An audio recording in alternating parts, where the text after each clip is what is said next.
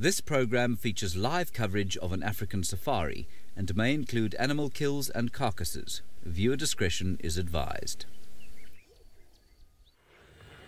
Good afternoon and welcome to all the kids joining us on the school drive from Three Oaks Elementary.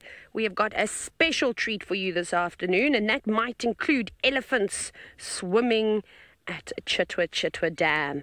Look how happy they are. And there's not just that elephant or those two elephants, there's actually a whole lot of them all just feeding. My name is Taylor, and on camera with me today is Senzo, and we are looking forward to answering all of your questions there. Are you all excited? Let's see if I can hear how excited all of you are. On three, you're all going to have to shout. What are we going to make them shout, Senzo? Elephants. Are you ready? 1, 2, 3. Elephants! Hopefully your teachers are all deaf now. Now remember, if you do have any questions, all you have to do is put your hand up as quick as you can and ask your teachers. So let's see if any of you have got some questions about elephants. Shall we have a little look? Look what's going on. Now, these are two young elephants. These aren't very big at all. They've still got lots and lots of growing to do before they can become big and strong. And I must tell you, these are the real kings of the savannah. No one challenges the big elephant bull. Now, Gabriela, you've asked about how much do elephants eat every single day. These two young elephant bulls, so these are the boys, they won't be eating as much as their mom or perhaps as their dad. But a really, really big elephant has to eat 5% of its body weight every single day. Can you imagine how much food that is?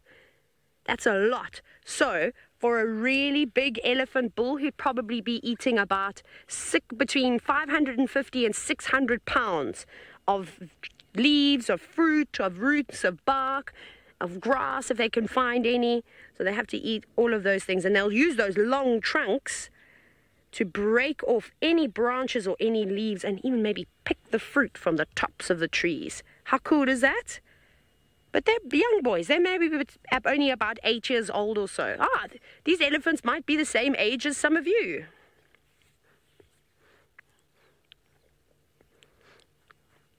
Now, Caitlin and Tiara, you've asked, why are elephants so big? I don't know. I suppose they were just made that way. But they are very big, aren't they? They're the biggest land mammal out here in the world. Of course, the whales are bigger than the elephants, but they live in the ocean. So we're just talking about the terrestrial animals. So terrestrial means anything that lives on land. And they're just massive. They eat so much food. Can you imagine? If you want to be as big and strong as an elephant, you have to eat your vegetables, because that's all they eat. They are just eating leaves and grass. So they would be very happy to gobble up some peas and beans and pumpkin and all those wonderful things. But look, there isn't very much for them to eat. You see that? Look how dry it is. So it's very, very sad for these elephants and all the other animals out here, because it's now just at the end of winter and we don't have any rain during our winter months. We're in spring now, though, and we're waiting for the rain to arrive. Maybe in the next month or two we'll get some rain. But until then, the animals have to travel far and wide to try and find lots of food. But they also need to come and drink every single day, so they come down to Chitwa Dam often. Regan, so the reason why elephants only eat plants is because that's the way that their digestive system works. So if an elephant were to eat a squirrel, I don't think its body would know how to decompose it properly. So it can only eat plants. So let me explain it to you like this. Obviously, the carnivores, which are the predators, so the animals that eat meat, they have a special digestive system that allows them to break down all the proteins in the meat.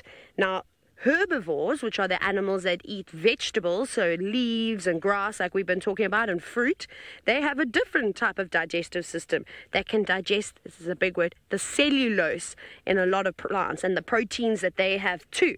So the reason why the carnivores have to eat, so the predators like the lions and the leopards and the hyenas, they have to eat the herbivores, the impala, the kudu, the elephants, all these other animals, because their body doesn't know how to digest the grass. So how cool is that? So that's the circle of life. Nature gives you one animal that will eat the grass and the leaves and is able to digest it and make them big and strong. And then that means that there's another animal that can come through and can eat that animal, which, you know, is pretty epic, I think. Let's see if they're going to pick up some branches there. They might be looking for roots. You see, look how it's using its foot. They have the most amazing way that they will be able to dig up any bulbs or any roots underneath the ground. They'll use their tusks to dig with. They'll use their feet. And he's eating sticks now. Now, Lars, you've asked a fantastic question today. So, Lars, have you got all your big teeth that have come through yet, or are you still getting some? I think I only got all my big teeth and I was quite late. I was a late bloomer. Now that's actually a tooth, that tusk that's sticking out over there, but it's not used how we use our teeth.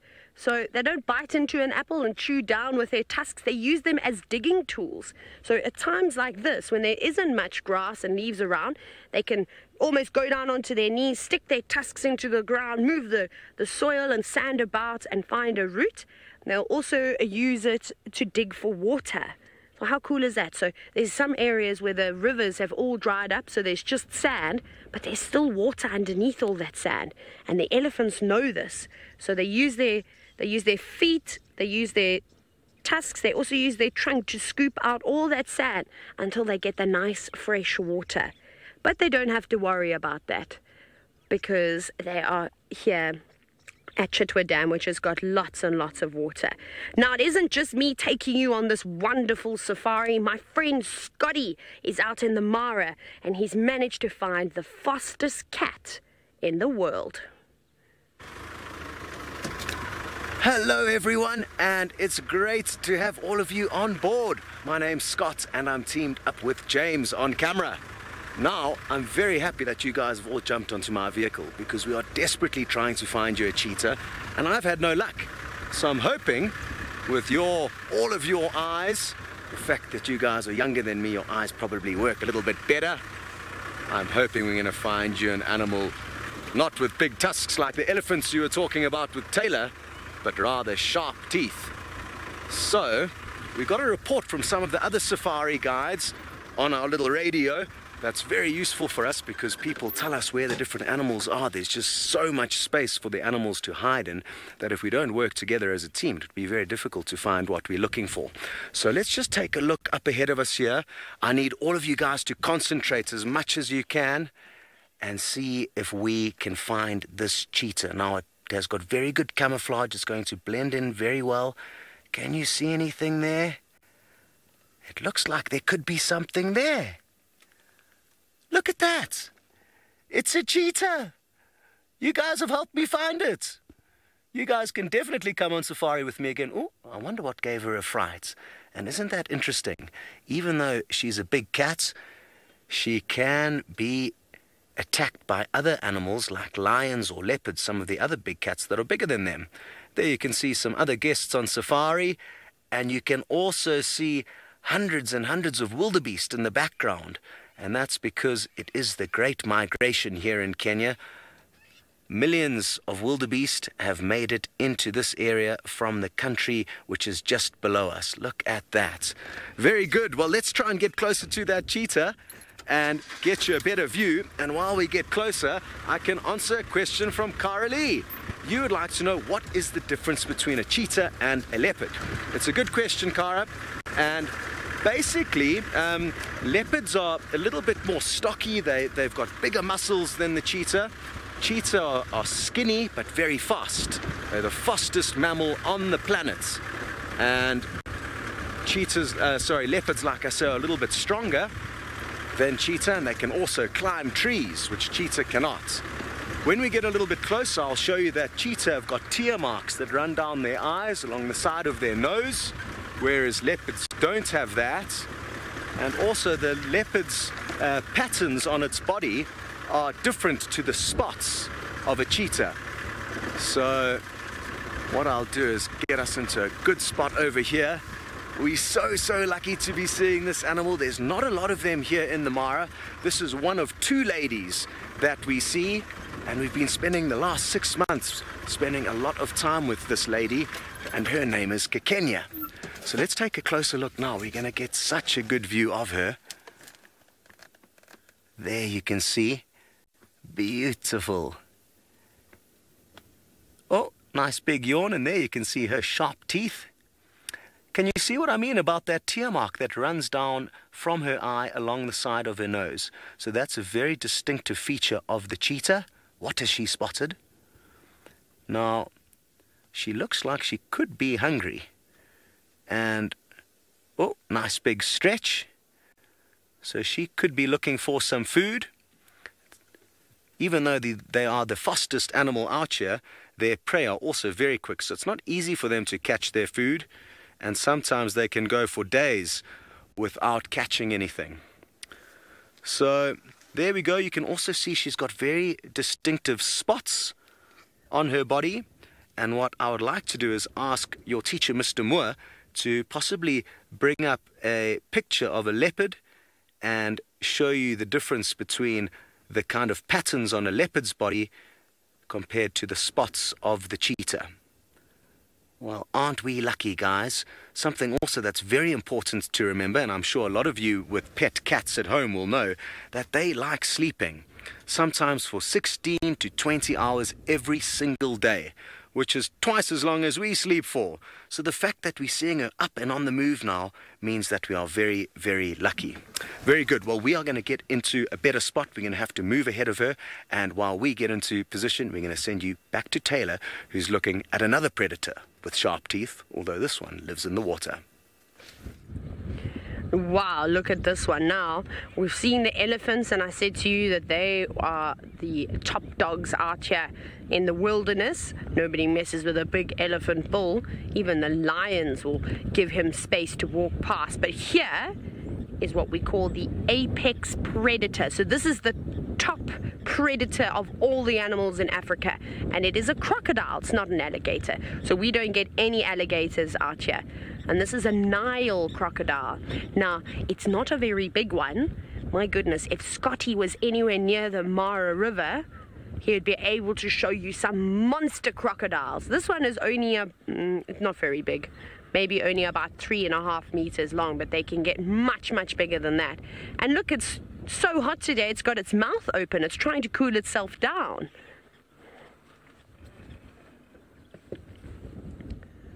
Ooh. Here's a good question from Eva.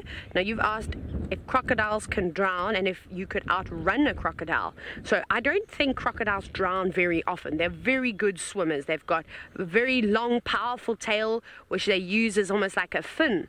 And they just move that from side to side in the water, and that propels them forward.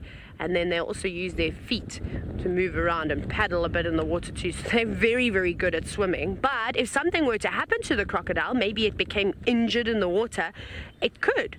But they can also hold their breaths for a very, very, very, very long time. Can anybody guess how long a crocodile can hold its breath for? Let's see if any of you know the answer, so I'll wait for that. And now, in terms of outrunning a crocodile, Eva, I don't think so. I've watched some of those crocodiles running on the banks of the Zambezi River, so that's very sandy there, and I couldn't believe my eyes. Even though this one is not moving too quickly now, if something were to give it a fright, or if it were to see something that it could eat, it would go sprinting into the water. So they lift themselves up, and then they run with their legs. They're actually quite quick.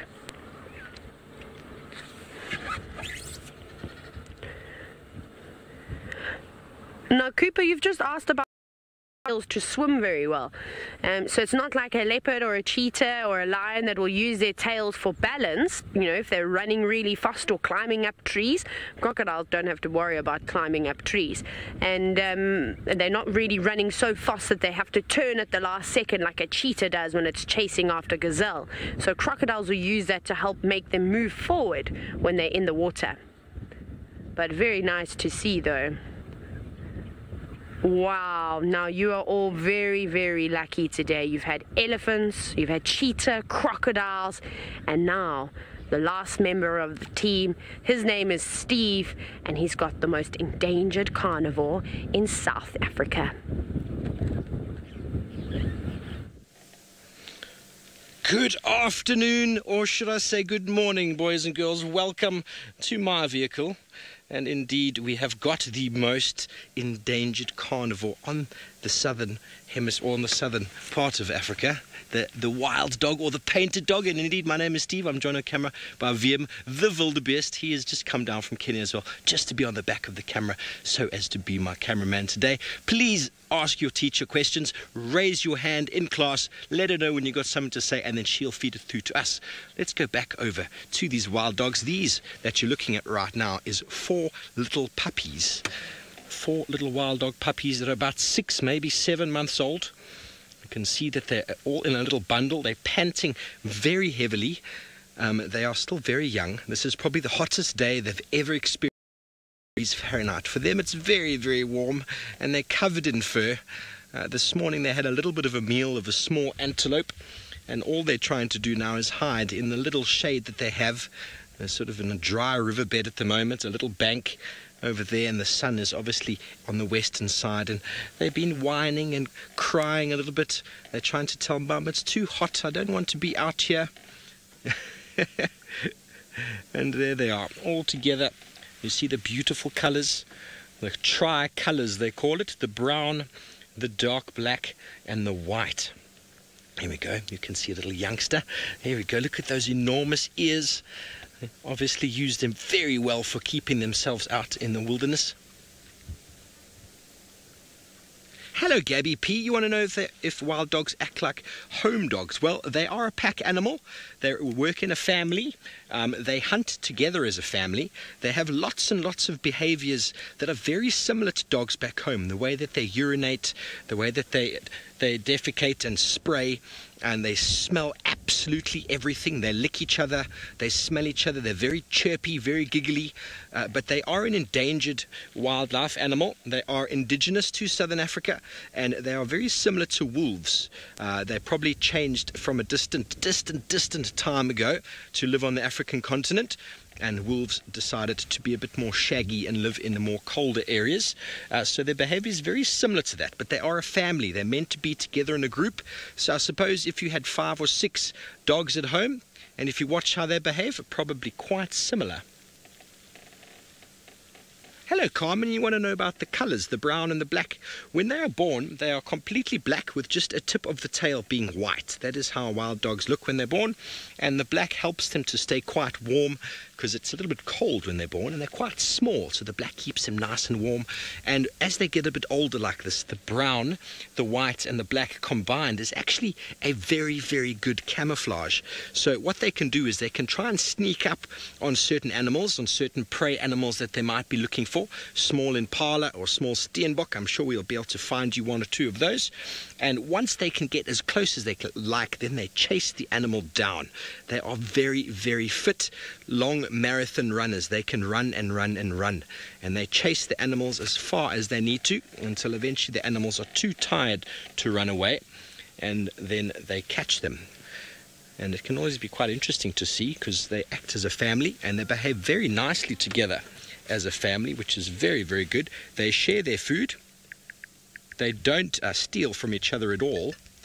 It's a very nice sort of family, just like we all have, you know. So beautiful, beautiful wild dogs, the most endangered carnivore in Southern Africa. We will try and get to another position for you so we can see them a little bit more clearly. We're kind of like down on a drainage line. Let's go all the way up to Kenya with Scott. One endangered carnivore to another. You guys are getting absolutely spoiled. I'm so happy you got to see those wild dog puppies. Now, she's just perched on a small little termite mound. It's giving her a little bit of extra height so that she can use her beady eyes to scan these vast open plains for her next meal. And like I said earlier, it's really difficult for all of the predators, not only the cheetah, to actually catch their food. So, like I said, despite them being very, very fast, all of the prey animals have been designed in a way that they can have a very good chance of escaping. So she's just taking her time, looking for her next opportunity. Hello, Olivia. You would like to know, why do cheetah run so fast? It's a good question.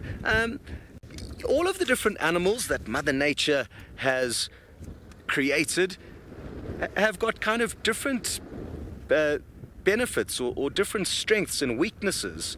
So the cheetah hunts alone, and it lives in very open landscapes, and because of that it needs to be very fast, because there's often not many bushes for it to use to hide, to creep up to its prey. Whereas an animal like a leopard, they're very secretive and like to live more in thick bushes and areas where they can hide, and therefore they don't need to be as fast because they've got better cover to be able to sneak up and catch their food. And the reason why the leopard is different to the cheetah, and both of them are different to lion, is that so that they can live in slightly different areas in the same place, and not only that, they also can catch different food. If they all ate the same thing, then there possibly wouldn't be enough food for one of them. But cheetah tend to eat smaller animals because they hunt alone. So do leopard, because leopard also live alone. But lions have been clever, and they've realized that by joining together and hunting as a team and living as a team, they can catch bigger food. So it's a very good question. I guess even all the different antelopes, some of them can run faster than others. So all of the animals are slightly different. I guess it's just like us as humans. Some of us are fast, some of us are slow, some of us are good at football, some are good at hockey. And it's the same with the wild animals out here. Paxton, you would like to know, why did I say that cheetahs sleep so much? And I just thought it was quite interesting that they spend so much time sleeping.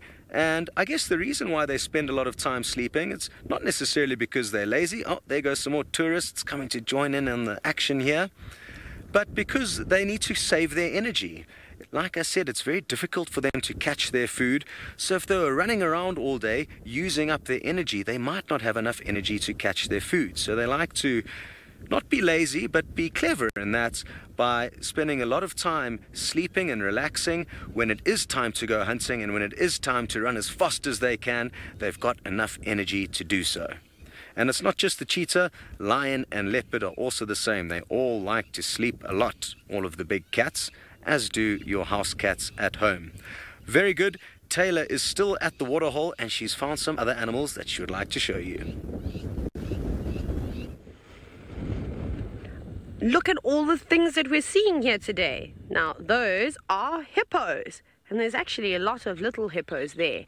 But before we get too excited, are you ready to make some more noise in the classroom? I know, that's what I was always excited about. Now, the hippos make a very, very interesting sound. Maybe you can remember when we had the elephants at the edge of the dam, they were making a noise. Did you hear that? But I'm going to try my best to make the sound of a hippo, and then I'm going to count to 3, and I want you all to also try, and then we're going to have to try and pick a winner. Well, maybe someone can choose who they think did the best hippo sound. Are you ready? I'm very nervous now. I don't do this very well, but they sound something like this.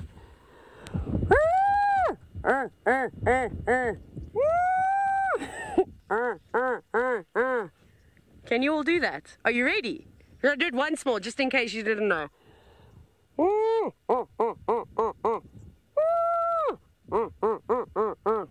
I don't know. They sound something like that. On 3. 1, 2, 3.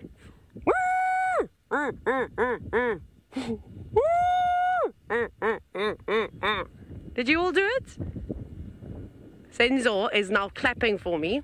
Well done to all of you. I think I maybe heard it. I was trying to listen very, very carefully. So we'll try and see who we think did the best hippo call. But let's have another look. Let's see.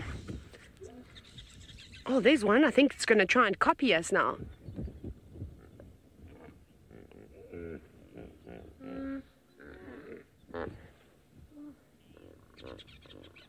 How cool is that? Did you hear them? It's a bit windy, so I don't know if you could hear them so well, but they're singing back to all of you. Now, Aidan, you've asked if hippos float. So the hippo is actually not floating there. They're standing on the bottom of the water. Sorry, something is stinging. Senzo, what got you, Senzo? I think it's a fly. Something is just bitten, Senzo. That's the thing when you're out here on a safari, is that bees and wasps and all sorts of bitey things. I was bitten by an assassin bug the other day. It got stuck in my t-shirt. That was not very fun. So we have to worry about them. So sorry, Aidan, just going back to your question very quickly, is that the hippos aren't floating. They're actually standing on the bottom of the surface underneath all that water. So it's not very deep. Hippos don't really like the deep water too much. They prefer the shallower water. That's because they don't swim very well. Don't you think it's a little bit strange that an animal that lives in the water all day long can't swim very well? That's because they remind me of men that go to the moon. They remind me of astronauts. So they sink to the bottom of the floor, they walk, and then they can run along the bottom too. How cool is that? Maybe some of you have been to some zoos and have seen hippos in enclosures where they've got clear glass and you can see straight in. I'd love to see what a hippo looks like underwater, but you also don't want to get into the water with hippo because they're very, very dangerous. Very dangerous indeed. So, like I said, these are some of the baby hippos. We always like to joke and say that they're only called potamuses at this age, and then when they get to about 2 years old, then they become hippopotamuses because they're so cute and so small. I wish some of them would come out of the water so I could show you their little legs. But even with such little legs, they can run really fast. I wonder who would win if a crocodile and a hippo were to have a race on land. Who would you put your money on, Senzo? Crocodile. The crocodile, says Senzo. I think I'm going to choose the hippo. Now, Carmen, you've asked a question about why are the hippos so dangerous? Well, Carmen, even though they're just here sitting in the water enjoying their day and they only eat grass, hippos are very dangerous. Now, remember I said you mustn't go swimming with them, so that's one reason, because they'll be very upset. It's like if somebody were to come into your home but they didn't knock on the door, they didn't ring the doorbell. You would not be happy that they were in there without your permission. So the hippos are doing the same thing. That is their home, the water, so they're very protective over it. And then the hippos have to come out and eat grass, and there's no grass floating around in the water. So as the sun goes down, at last light, the hippos will leave the water and then they'll go off and search for food. But sometimes, like now at this time of the year, they have to walk a very, very long way to try and find green grass, although there isn't really any green grass. Actually, just finding grass is hard enough.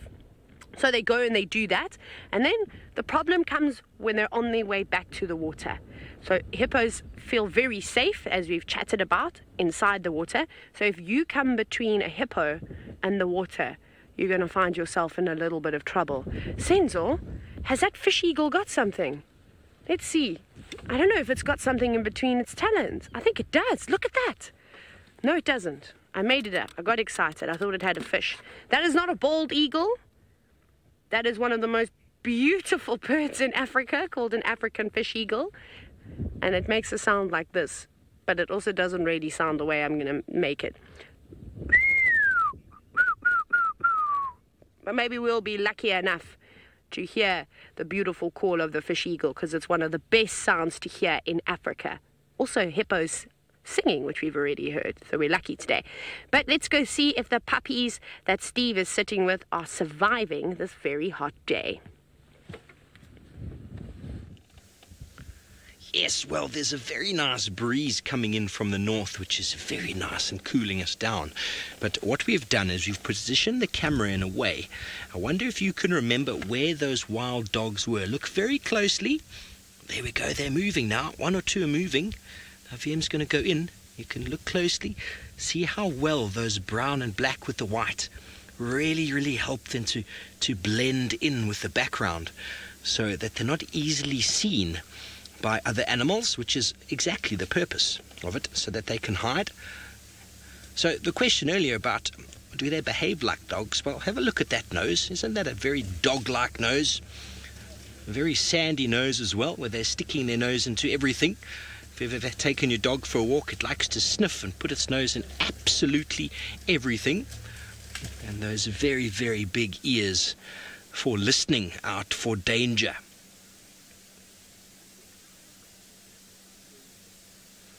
Hello, Brian. You want to know how big a wild dog can get? And I'm going to tell you probably about 45, maybe 50 pounds at the most. Maybe 60 pounds at the most. Not much bigger than that. They're not built for strength. They're built for stamina and endurance and for running very long distances. But we're just looking at the little puppies here, and they're still very small. They've still got a bit of growing to do. And if we could find you one of the adults that was in a very nice place, we'd show you. But they look very much the same. They're just a little bit bigger, in fact. But very beautiful, aren't they? So special to be able to see them. Today was the first time, boys and girls, I've ever seen wild dog puppies in the wild in my life. How amazing is that? And Finn, yes, they do run very quickly. They've probably got a running speed. I'm going to try and work it out for you.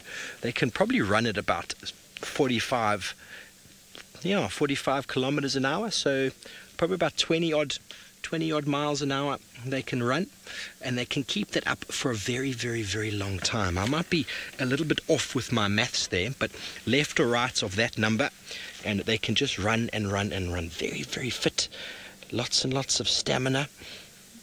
And that is what they do. They tire out their animals. They don't have claws like leopards and lions do, so they have to chase them until they pull them down. Hello, Kyra. Well, a very good question about what's the difference between hyena and wild dog. Well, first of all, the colors. Hyena is a sort of a brown color with these sort of beigeish, sort of whitish spots all over. They're a lot bigger individually. They don't have white like that. They do kind of look a little bit like a dog, although the head is a little bit bigger, and the body is sloped quite strangely. The body, it kind of arches back, whereas the shoulders are a bit taller than the hindquarters, whereas in dogs they generally are quite square, quite level with the shoulders and the back, and they don't operate in the same sort of system. So that's probably one of the biggest differences, is the system that they operate in. Wild dogs have got sort of two leaders, the female and the male, are both the alpha male and alpha female, and they're in charge of everything. They're the ones who have the puppies. Whereas in hyena clans, there is a big female who's in charge, generally a big female. And their behavior is quite different, because they're quite a good scavenger. They're also quite fit and lots of stamina, the hyena. But they generally scavenge and chase away lions, or try to chase away lions and chase away leopards, even wild dog from their kills. Wild dogs only eat fresh meat that they've caught themselves. They don't steal meat from anybody else, very similar to a cheetah. Cheetahs are very fast, they're not very strong like wild dogs, and so they rely on their speed to catch their fresh meat, which they don't share with anyone. Let's go to Scott up in the Mara, who will tell you all about it.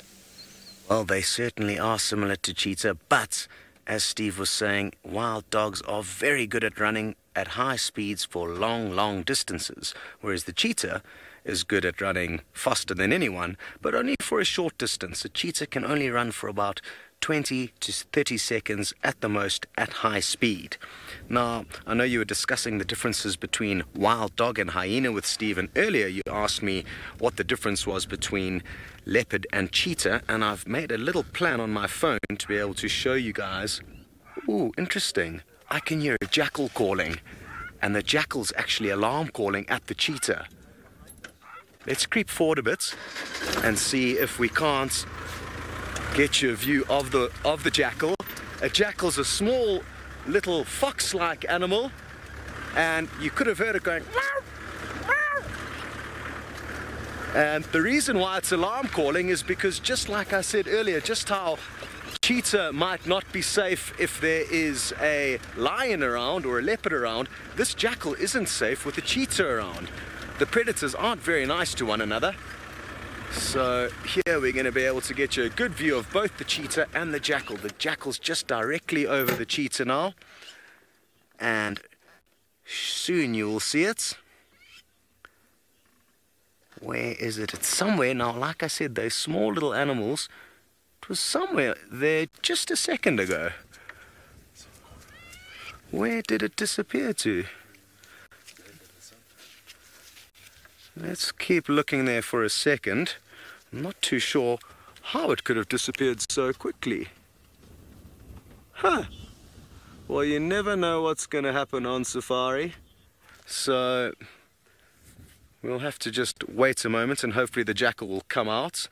Eva, you would like to know, how do we protect ourselves against cheetah? Well, to be honest, we don't really need to protect ourselves against any of the wild animals so long as we stay in the vehicle. And they've become used to us in the vehicle. We never chase them or hurt them or harm them. And also, very importantly, we never feed them. And it's only when you feed wild animals that they begin to lose their natural fear of us, and that is when you can get into trouble. So if you ever see a sign that says do not feed the animals, it's for a good reason. So we basically are just spectators. We don't help them, we don't hurt them, and from many years of doing that, we kind of have become invisible. We're kind of just like a rock, so they don't see us as a food source, thankfully. Thankfully, though, even if cheetah aren't very happy with us, they are not going to give us a hard time. Lion and leopard, on the other hand, they can be a little bit more dangerous to us as humans, but most of the time we are okay. Now, I've spotted the jackal. It's slinking around close to that tree at about 2 o'clock there, James. The one to the right of the one with the vulture in. Just to the right of that. There it goes, to the right, James.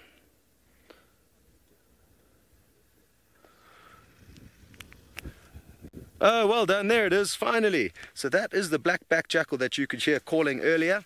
And I just want to call you back quickly to look at me now, just so I can show you the difference between cheetah and leopard quickly, now that we've got a glimpse of the jackal that you could hear calling earlier. And what I've done is I've got 2 pictures on my phone, one of a cheetah and one of a leopard, and as James continues to zoom in, you will notice that, let me just hold the phone nice and still so James can zoom all the way in, and you'll notice that the cheetah has got distinctive little spots on the top, whereas the leopard at the bottom has kind of got like a round black circle with a little gold spot in the middle, which is called the rosette. So that's one way of telling the difference. And then if we look at the next picture, you can clearly see the tear marks running down the cheetah's face from her eyes on either side of her nose, whereas the leopard below doesn't have those tear marks. So quite different when you put them next to one another, and I hope that helps you guys. Very, very good. Well, we are going to probably stay put here with this cheetah.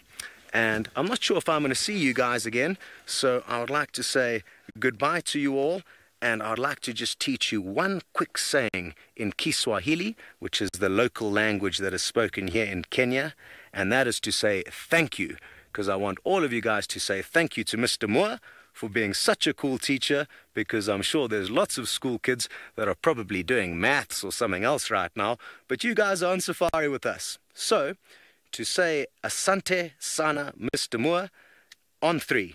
Let me get you ready. Let me show you, and you can see me saying it one more time just so you get it right. Asante sana. So on 3, I want you to all say asante sana Mr. Moore. Are you ready? 1, 2, 3. Asante sana Mr. Moore. Good to have you guys on safari. Make sure you guys try and follow us. Tell your parents about us, and maybe they can help you get you back onto the vehicle. But for now, we're going to send you back to either Steve or Taylor.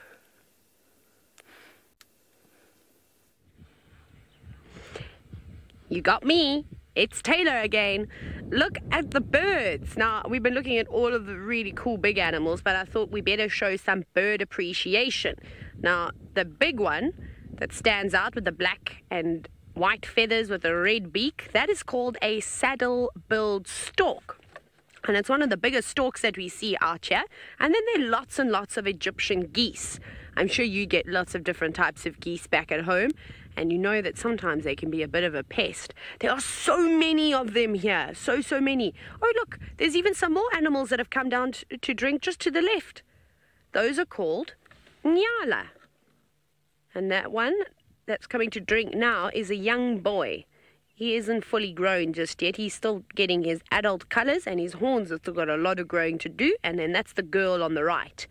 So you can see a lot of the antelope species out here, the boys have horns and then the girls don't have horns. But then, of course, there are some that both boys and girls have got horns.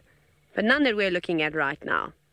So on a hot day, it's important to come out and have a drink of water, but they must be very, very careful, because there could be a leopard or a lion just hidden in the grass, so they won't stay for too long. Now, Liam, the storks typically have got very, very long legs, and maybe that's got something to do with the way that they feed, so the things that they go after. So the stork is here at the edge of the water, and they are really, really good at fishing.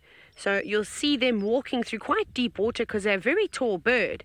And then they can go and eat fish, they can eat frogs, they can eat baby crocodiles. This bird is big enough to eat baby crocodiles, so they better be very careful. And there are lots in this dam too. So that's why they've got long legs. So nature is really amazing. All the animals don't want to compete with one another. So all the birds that eat fish don't want to have to fish in the same spot.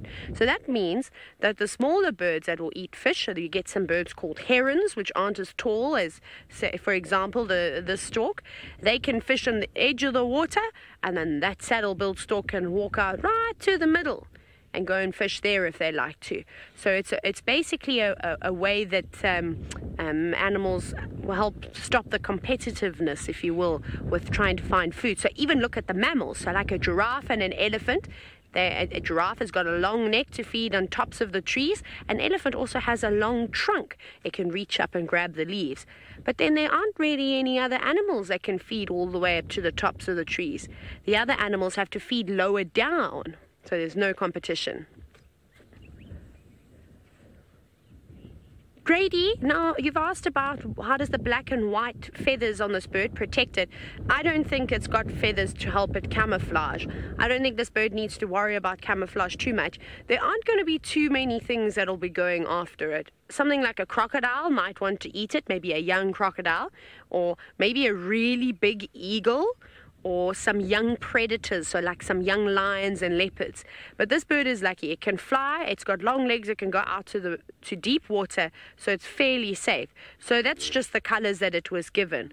Whereas the Egyptian geese, they've got more browns on them, and that, of course, because they're much smaller, and you'll find that there's lots of things that would want to eat an Egyptian goose. They need some camouflage to sort of help them. Awesome. Well, it has been so much fun chatting to you all, and I hope you have had a good day, and I hope that some of you want to become a safari guide just like me one day. I look forward to that.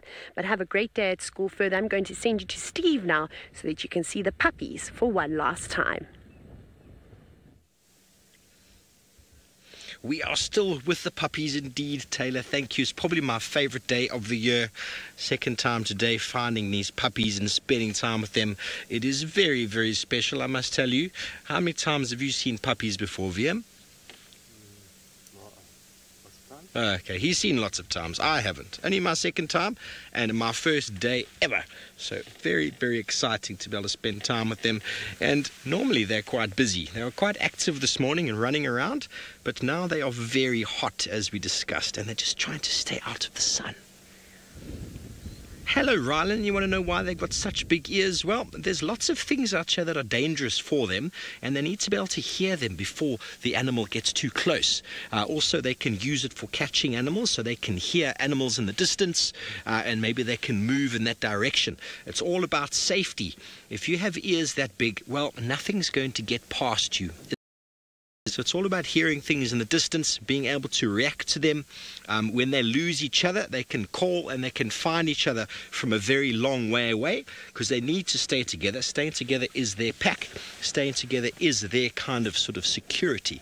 So if they lose each other, they'll do this woo call, not doing it very well. And with their nice big ears, they'll be able to keep together because they'll hear where they are. They can hear lions coming, hear leopards coming. This morning we had a hyena trying to sneak up on them, and they all got up and chased him off. So that was very fun to see. So that's the main reason. It's all about safety and communication.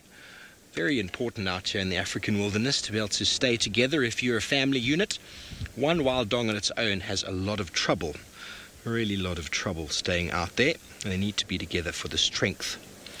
Well, boys and girls from Three Oaks Elementary, it has been so fantastic having you with us this afternoon or this morning for you on our sunset safari. Thank you for your questions and your interaction. It has been so much fun having you. Hope you've learned some. I hope you're going to take this out and tell your friends and family, and maybe some of you will come to Africa one day and we'll get to have a chat. But at least then you can know more about the wild dog, the hippo and the cheetah from Africa. It has been a very, very cool afternoon. Thank you for joining us, and we're going to say goodbye to you all. Thank you for the afternoon, and on that note we're going to go over to Taylor McCurdy, who I think is still at Chitwood Dam. Goodbye folks, goodbye boys and girls, see you next time.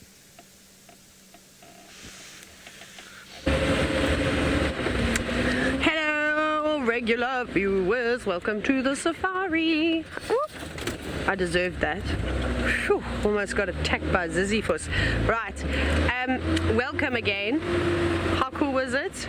That school drive, they got to see lots of amazing things. I'm really, really so happy for all of them. Now, for the rest of you, thank you. Woo, hang on, we're going back. I think I've seen something that would be quite exciting. So remember to hashtag SafariLive on Twitter, and also talk to us via the YouTube chat. I've seen a bird of prey, and I'm really, I don't know why I turned so early either. I'm really hoping that it's a bird that we saw here last year that was nesting in this tree. Or at least there was a pair that had started building a nest. Let's see first. You see which tree I'm talking about, Essence, or the green one? Oh. Let's just have a look. So there's that branch that runs horizontally, 12 o'clock. There's a bird sitting just up there. Can you see it now? You can see it on the branch. What are you? Are you a gymnogene? It's hard to tell. But to the left, that nest last year was being used by African harrier hawks, or a gymnogene. Let me go closer because I can't tell you what that is. We'll try sneak up. I'm going to see if I can't roll on in. They're typically quite shy birds. They never really hang around for too long. Need some speed. Don't fly, don't fly. Just got to get over this little bump. Okay, it's just up there. Gonna roll in slowly. It could be used by someone else. Is it a Warburg's eagle maybe? I don't see any grey. There we go. Yeah, it looks like it's a Warburg's eagle just sitting up there. I don't know if it's using that nest, but that nest was actually made by a pair of gymnogenes. It could have stolen the nest. I mean, they make a lot of different nests. You know, sometimes they'll stay and use the same one.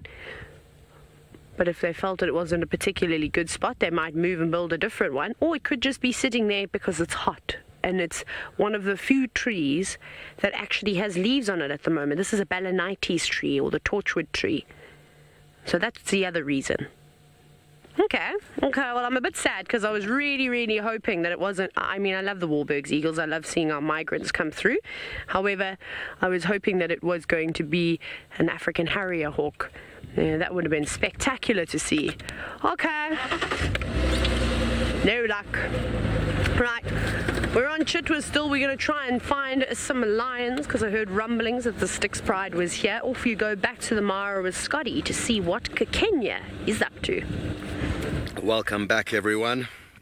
Sorry that it wasn't the bird you were hoping for, T. Seems like Kenya's just kind of taking it easy. She's obviously not that hungry, but she could do with a meal.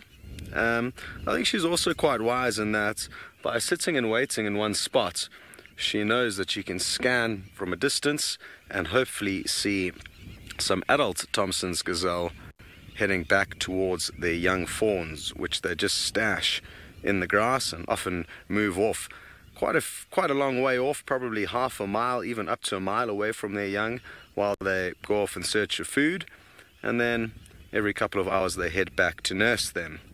And it's at that point in time that she will get an idea of where the youngsters are hiding out, and then she can launch her attack. So just sitting tight for the time being, as are we. Great prospects. Earlier on we kind of swung past her at around 2:30 this afternoon, and she was just lazing under a tree in the shade. It was really hot earlier on until the weather turned. The wind picked up and the clouds rolled in, and that's when she decided to get up and move. And we were very lucky in relocating her, because we actually left her and headed off in the hope of finding those two tiny lion cubs, the new additions to the Sausage Tree Pride. We've only seen them once, the day before yesterday, and we haven't seen them since then. And I'm hoping that they're still okay. I'm really concerned that the old Donyo Payek males, two males that are mating with Kinky Tail and another lioness from the Sausage Tree Pride, could pose or will pose a massive threat to those youngsters. So let's hope that the three lionesses, including the mother of those two cubs, are avoiding them. Very, very good. I've forgotten your name, but one of you would like to know if I've ever seen a king cheetah. No, I haven't. They're incredibly rare to see in the wild. I think captively they can be bred quite well. Once that gene is found, they can kind of keep trying to breed them. So in captivity I think it's more common, but in the wild it's very uncommon, and I'm not sure when last there was a king cheetah strolling through the plains of the Mara, if ever. And sorry, Tweety Tweet, for forgetting your name. It's a name that I shouldn't have forgotten. So yeah, I've never seen one. I'm not sure if Taylor or Steve have either. Again, they are very, very rare to see in the wild. Very good.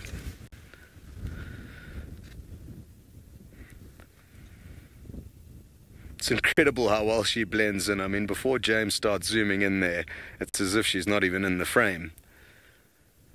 And I guess that's what makes it so hard, why it makes it so hard to find these animals, even in the short green grass like this.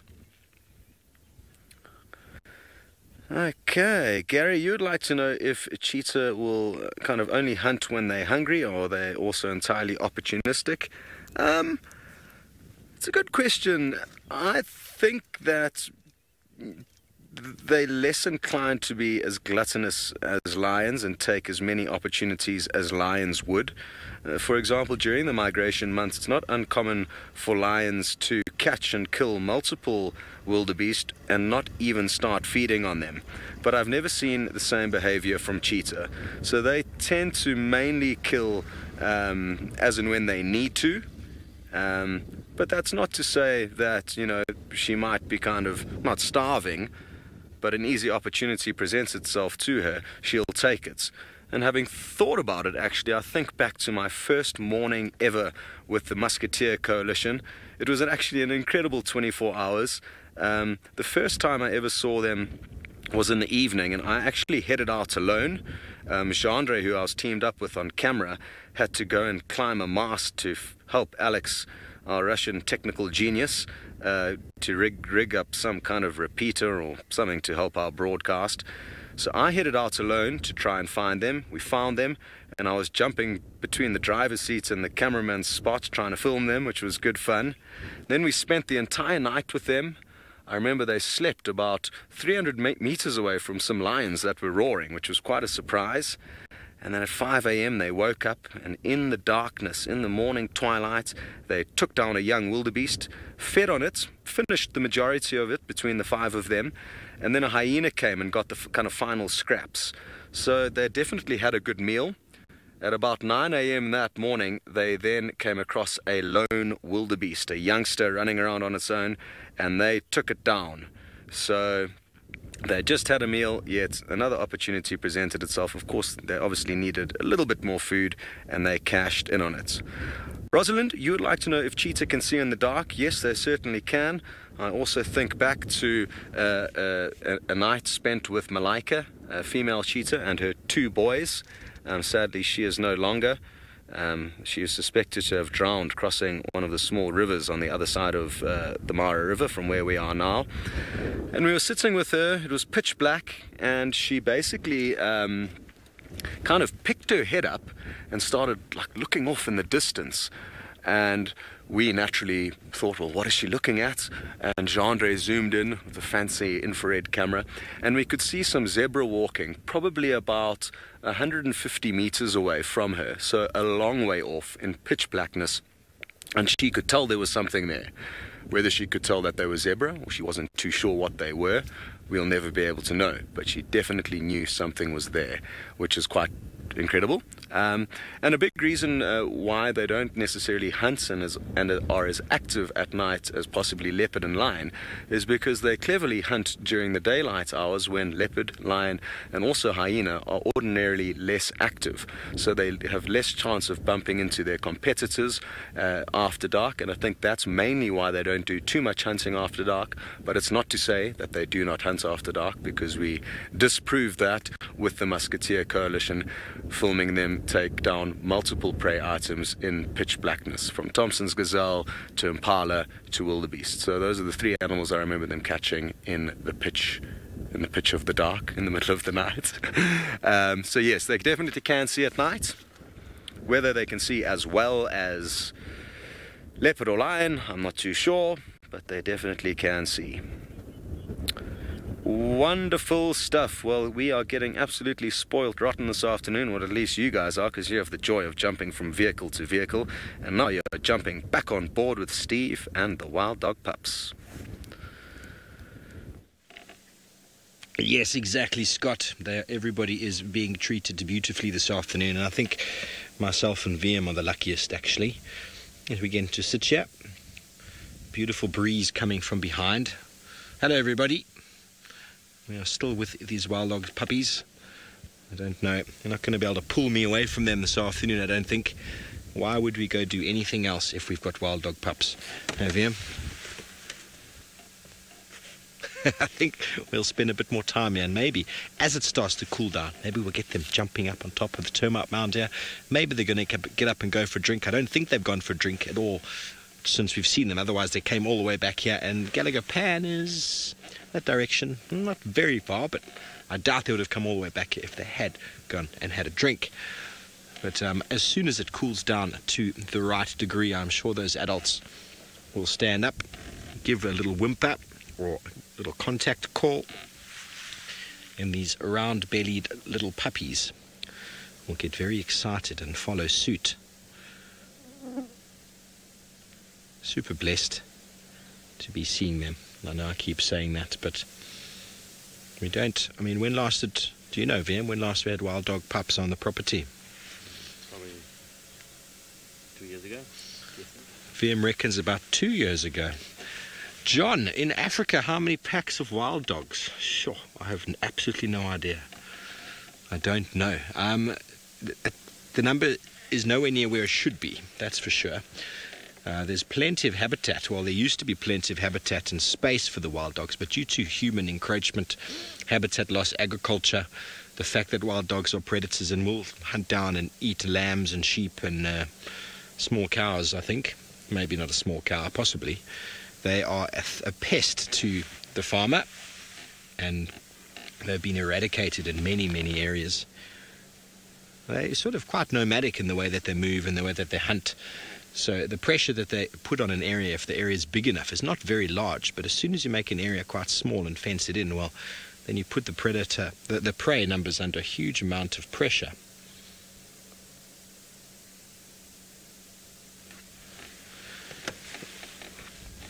So I couldn't tell you how many there are in Africa. Africa is an enormous continent, but south of the Sahara, and there'll be a number of packs. Senac, yes, I think they've completely stopped suckling by now. I think up until about maybe 3.5 months. I think 3 months they're actually weaned, somewhere around there. And then from that point, it's almost an exclusive meat diet. Before they finish suckling, they're still getting a bit of meat. They get quite sort of greedy, and they like to beg the adults that have gone off on the foraging hunt, on the hunt, and they'll come back with bellies full of meat, which they'll then regurgitate for the youngsters, who will gobble it up at a rate of knots. So they get introduced to meat at an early age, but it's only now, in the last little while, that they've been invited out to follow the adults. on their hunting forays. And the adults will probably work better as 4. But these 6 individuals, I can only see... Oh, they're all there now. 1, 2, 3, 4... Yeah, all there now.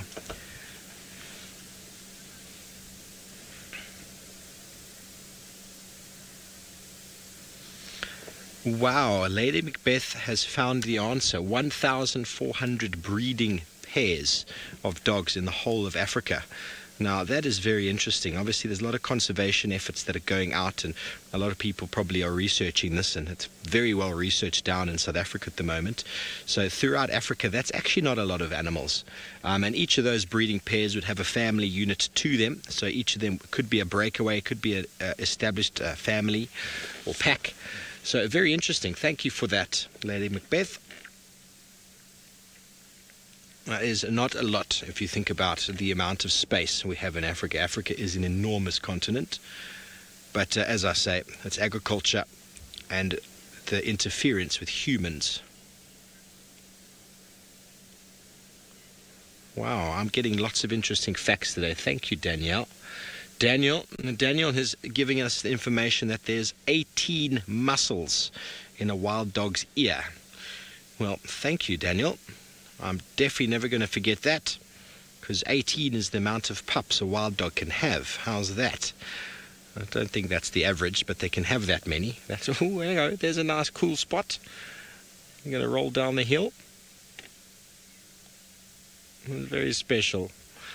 So it's definitely slowly starting to cool down. The adults, that I can just see one. She's not very visible to the camera. I think it's a she. It might not be a she. Just to the left of that Sambuti bra. There we go. There's the ear. There we go. All 18 muscles being used right now. All 18 muscles there. Beautiful shot. Well done, Vivian. That was a beautiful shot of her ear. That's why we haven't shown you yet, because she's not in the best, or that individual is not in the best position. We're in a good position. Well, the best position we can get for these youngsters.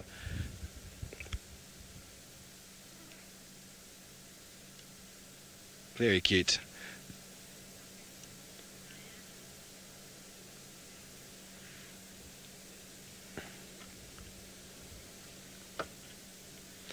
And Diana, there are 6 puppies here. I believe the first time they were spotted there were 7 from the rangers in the Manuleti. So there's 6. I'm not sure how many you've been informed of before, but that's the information I heard this morning, that there were 7 originally seen. There might have been more before that, I don't know. But there's been 6 here today. Yes, Diane, I'm sorry if I might have confused you. I could only see 4 puppies earlier that were sitting together in a little puddle, and 2 of them were a little bit off to the back. And now they're all there together, all 6 of them, all puddled together. A puppy puddle, as someone mentioned on Twitter earlier today.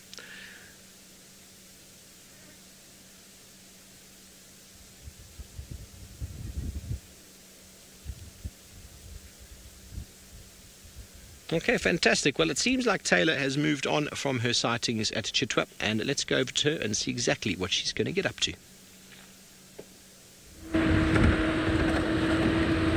Well, I was trying to find the lions, but I have no idea where they are, and I suspect that they're in a non-signal area. So I thought, well, Hosanna has been hanging around, so we might as well go and check up on him. So we're making our way back towards Juma now. We're still quite far off from where we need to get to, but we'll probably go past Twin Dance, almost forgot what it was called, and just check. There probably won't be anything there, because nothing seems to like drinking from that, that leftover water. It looks quite gross. So we'll carry on in that direction, and then hopefully a little bit later we will have Hosanna. How exciting. So I'll need your help in case he does come back towards the dam camp, so keep an eye out. Right, off you go back to Scott, who's with his favorite animal. Imagine if you get Kekenya, the wild dog, and Hosanna all on one afternoon on safari. Possibly even Kekenya making a kill. She's up and on the move now, and that's why we are on the move as well. Just trying to stay ahead of her in the event that she does flush a young fawn from these open plains, and it's really incredible to think that a young Thompson's gazelle can lie out in the open and yet still be camouflaged and hide from predators. But the problem is sometimes they don't back their camouflage and they jump up when the cheetah gets close, thus giving away their position and obviously allowing the cheetah to do its thing and unleash its almighty speed as she chases after them. So, just going to stop here. She's kind of going to walk straight in front of those tourists over there. The guy did a great job in getting them into a good spot ahead of her. And earlier on she was kind of sniffing around and she did a few circles in one area, so I'm wondering if she didn't perhaps spot a fawn or if she's just feeling lucky. It's hard to be certain. When my folks were out here the other day, you guys were on board with Brent, and it was just the two of us in the sighting together, and I did a massive loop ahead of her and got on the other side of two adult Thompson's gazelle, and I told my parents we're in pole position if she in fact tries to catch an adult, but because we've looped so far ahead of her, we run the risk of missing the action if she perhaps flushes a fawn. And literally as I finished that sentence, boop, a fawn popped up and she chased after it and caught it. So you kind of got to be ready for anything. It also reminds me of my first morning spending time with Manu and cheetah. It was the first time Manu had ever filmed cheetah in the wild, and Malaika and her two boys were heading through a kind of swampy section that's often home to reedbuck, and I said to Manu, just be careful, a reedbuck or a scrub hare or anything could pop up out of here. And again, within seconds, choop, a scrub hare popped out, and Manu, within an hour of filming cheetah and seeing cheetah for the first time in the wild, he filmed them making a kill. So we do have to be ready for anything. Now, one thing that I'm not expecting her to do is try and catch a wildebeest, but anything can happen out here, and if we take a quick look around to the left, we will be able to see that there is a large amount of wildebeest not far from where we are, that she's heading straight towards. This is actually, I'm going to reposition quickly, this is looking promising. She's kind of slinking, so hold on. Carol, you would like to know what exactly is a king cheetah? It's essentially just a melanistic version. So it's just got a different kind of pigmentation. It's a darker form of a regular cheetah. So yeah, it's just a genetic variation. Just like sometimes you get leucistic leopard or even black leopard, you also sometimes get the king cheetah, which are just a darker version. What? This is some incredible news from Riani, who saw not one but two king cheetahs in the Kruger National Park a few years ago. That is epic. Lucky you. Again, no one I know has ever seen a king cheetah, so that is an incredibly fortunate thing to have witnessed, and thank you for sharing that with us. We're going to get some epic quintessential Mara 2 shots here with a migrating herd of wildebeest and a cheetah. Let me just get into pole position. This will probably work quite well. There we go. Now, even though I'm not expecting her to catch a wildebeest, anything can happen out here. Oh, and they've decided to all flee, so there goes the 2-shot opportunity. But she's at 230, James. Yeah, I'll just keep zooming in. You'll a little bit to the right, a little bit more there. You can just see a little white spot, which is Kekenya. So as I was saying, she's, you know, just being clever, I guess, and having a look, doing some window shopping. She could possibly have spotted an injured youngster, and even though wildebeest, even youngsters, are difficult for an adult cheetah to take down at this age, if they're injured, she would possibly have a go at one And look at all those wildebeest in the background. Absolutely awesome. Epic, epic scenes. James, you would like to know if Kenya has been seen mating since she lost the cubs? Nope. She hasn't been seen mating, but that's not to say that she hasn't. And I'm of course hoping that she has, because if that is the case, how long ago did she lose those cubs? Probably about 2 months ago. She could have mated as soon as 2 weeks after losing those cubs, which means in a month and a half's time, there could be more cheetah cubs. Which also brings me to the kind of point that she could well have given birth to 6 litters of cubs since she raised Naratoy and Naratoy's siblings to adulthood. So yeah, I mean, that's a scary statistic. It's been 3 years, I think, since she set Naratoy and her siblings free. It was 2 girls and 2 boys, so she raised 4 cubs to adulthood, of which Naratoy was 1. But since then, she has had no joy, which gives you an idea of how hard it is for cheetah to raise cubs out here. She's lost some to buffalo, I'm guessing some to lion, possibly some to hyena as well. She nearly lost some to a big male leopard, this recent litter.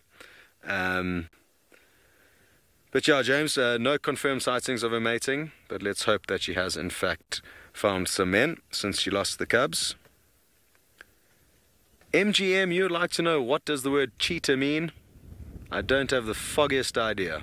If anybody does, please spread the word. It's a good question.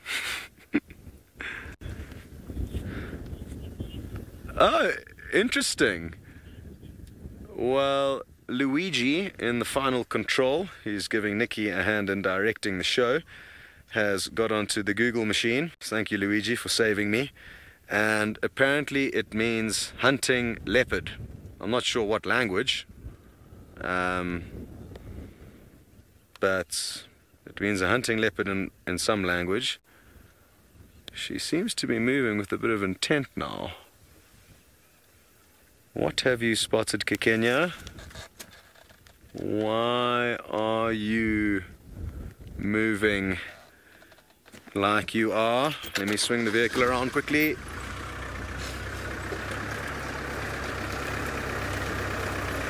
It's beginning to rain, which is not ideal. Lots of Tommies over there. She's seen lots more Tommies, and those Tommies could well have youngsters. I'm guessing that is what in fact is happening. Let me get my bearings. Where is she now? Oh, there she is. Okay, hold on to your handbags, everyone. Doink, doink. There's a whole bunch of Tommies here. And it seems like this could be a good situation. Oh, I can see baby Tommies. It seems like we're in action here, guys. I just need to work out where to park the car. Rain, stay away. And because this is about to be such an exciting event, I think we could well invite some extra people on board, but we're just going to give it a minute or two. I just want to get into position before we do that. And again, it's this kind of very, very fine balance in situations like this where we don't want to interfere. That's why I'm kind of doing a massive loop around where the Tommies are. The Tommies are directly to our left now. I'm kind of heading away from them because I don't want to disturb them. Oh, this rain. We're just going to have to take a chance here, everyone, with the rain. The rain will not stop play today. It's just a bit of drizzle.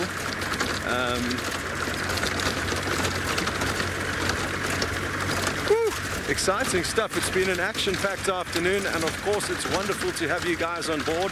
Why don't you do us a favor and phone a friend that doesn't watch Safari Live and tell them to log in, because there is about to be some action. Now, if any of you are getting seasick, I'm sorry.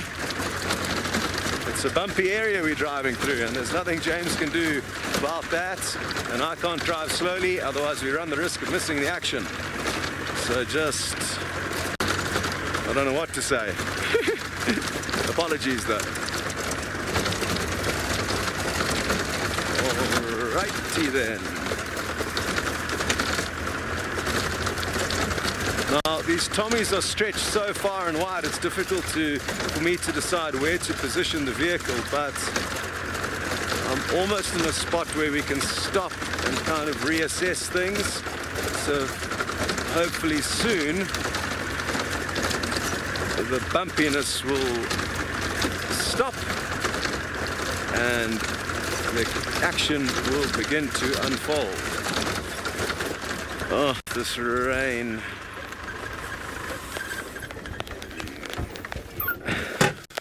Shannon, you would like to know if Kenya is the cheetah that climbs onto cars. James, she's at 12 o'clock, just past the wildebeest to the left. There we go, well done. So no, she doesn't climb on cars, and it's something that we do not promote. Oh, here she goes. Here she goes. I'm going to stay put, everyone. We are very far away, but I just can't run the risk of moving now. And I think we are in a good spot. The Tommies are beginning to run. If you widen up a bit now, James. Keep widening.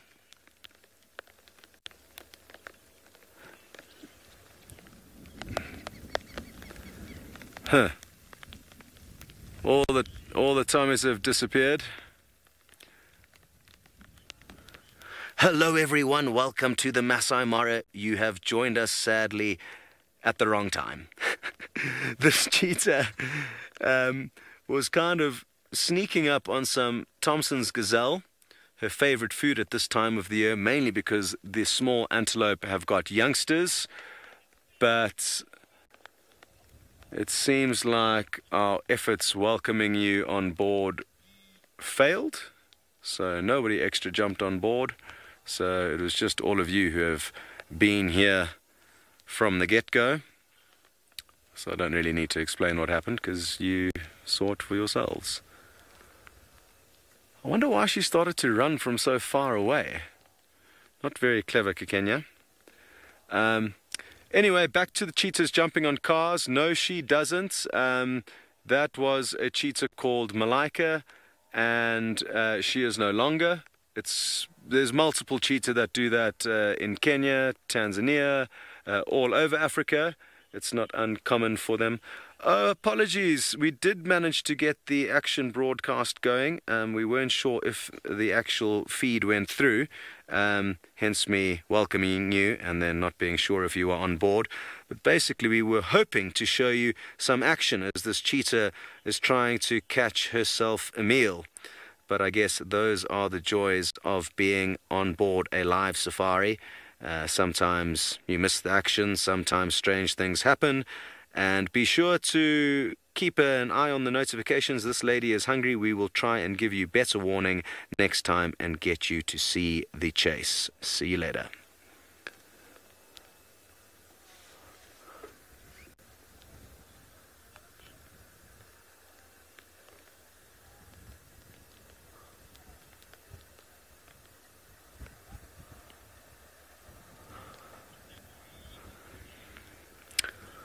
All right, everybody.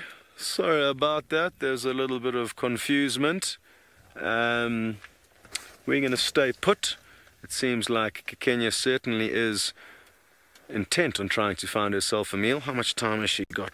She's still got about half an hour or so before it gets dark, and that's not to say she won't catch one after dark. Either way, we're going to stay put and send you back to Steve with the wild dogs that are beginning to get active.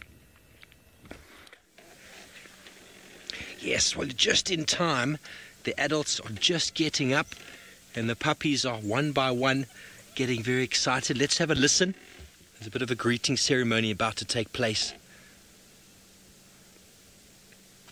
And obviously they go quiet as soon as I say that.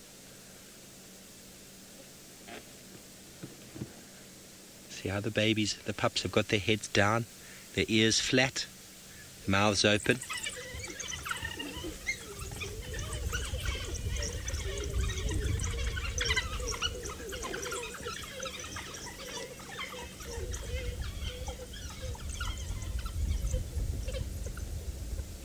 cool is that? That is them just basically reinforcing all the bonds that they have, all of the dominance behaviors within the...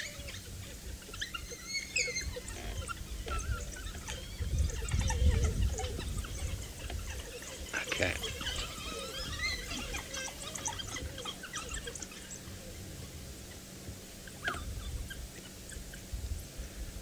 Very, very special to be able to see that, folks. Wow. The one female got up and started moving towards the other adults.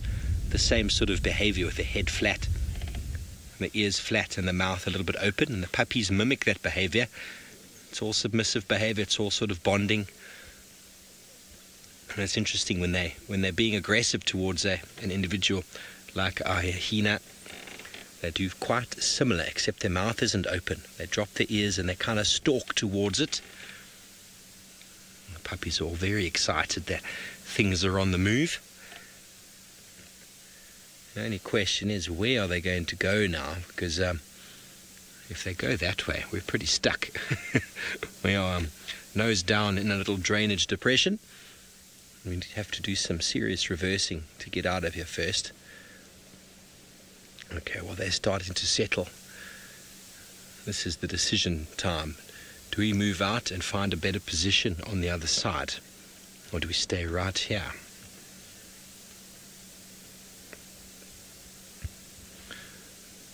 President, it's pretty much both. There's a lot of visual recognition, but in animals, dogs, smell is enormous. Smell is enormous. They obviously they see a lot. They can see lots and lots of things. I don't know if you've ever shown your dog its own image in a mirror. They go crazy because they don't know who that is. They've never seen that individual before, and so they bite and want to attack it. So they do recognize each other, but smell plays such an important part in the life of a dog. So I would say that a lot of it has got to do with smell. But I've seen lions and individuals like that moving towards each other before, not knowing who the other one is, and then something clicks. I don't know if it's a visual cue or if suddenly this smell cue kicks at some point, and then everything changes once there's that recognition. But the dogs are always together. They also recognize each other through call, I'm sure, and when they lose each other they will call and shout, that high whooping sound that they do.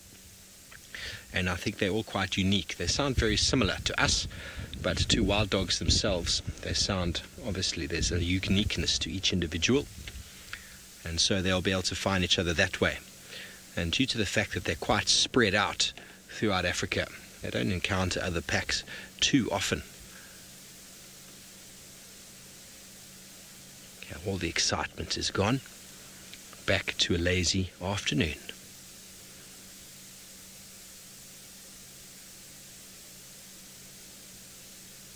Well, the puppies have at least come out of the drainage now, where there's a little bit of a breeze moving. Down there it was very, very still and humid and sticky, and without any breeze. All the adults were sitting up on the bank, keeping nice and cool with the breeze in a bit of shade. I think the puppies have learnt themselves a very important lesson there.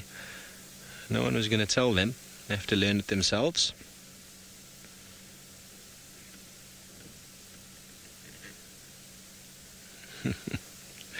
Very cute. Let's quickly go up to the Masai Mara with Scott.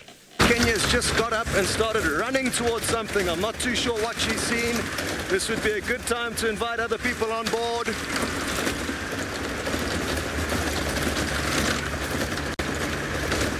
Where's she gone? Where has she gone? As you can see, there's lots of Tommies here. Nikki, can you hear me? Tell me if we're going to go live with an action broadcast. I think we should just do it now so we don't run the risk of missing it.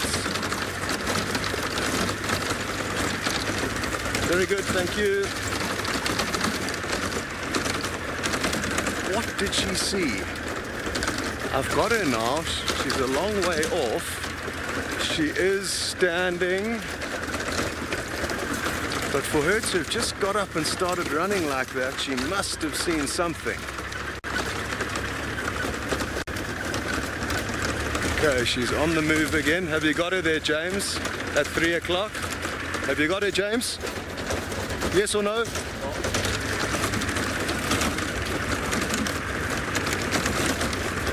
Okay, good.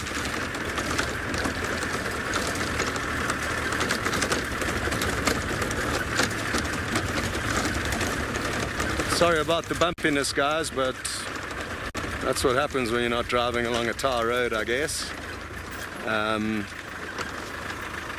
We don't have time to diddle-daddle.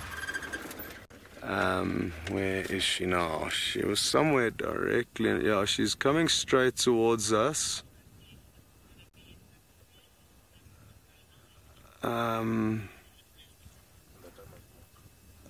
Okay. Well done, James. So, it appears like she's looking at the Tommies that we went past a little bit earlier, but if we look at them, they just at, let's have a quick look at the Tommies, James. They're at our kind of 2 to 3 o'clock. It looks like the Tommies have spotted her. And the reason why we know that the Tommies have spotted her, that's 1 o'clock. Oh, there's another one there. Very good. Those ones are even further ahead, and you can see that they have started running towards her, which means she now lacks the elements of surprise. But she doesn't need the elements of surprise if there's youngsters. She's on the move, James. She's moving from the right of that termite mound. Well done. Oh, but the Tommies have scattered off. It's really tricky. It's really tricky business trying to show you everything. Well done, James. Depending on where our vehicle is parked. Let's have a close look back at the cheetah again, because there's a warthog running straight towards her, and warthogs are known to sometimes give cheetah a hard time. Let's open up a bit and see where the cheetah is. Where'd the cheetah go? She's in shot now. Yeah, you can tighten up a bit and you'll get both of them. Let's see if this warthog doesn't chase her. I interestingly saw a warthog chase the 5 musketeers once, which wasn't what I was expecting. You might hear a little bit of pitter-patter as the rain's beginning to fall again. And it seems like we have got our work cut out for us. There's a wall of rain coming towards us from the north.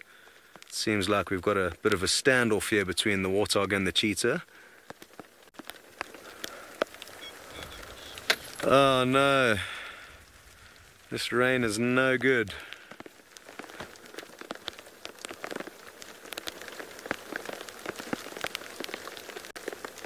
I'm not sure if you can hear it pitter-pattering.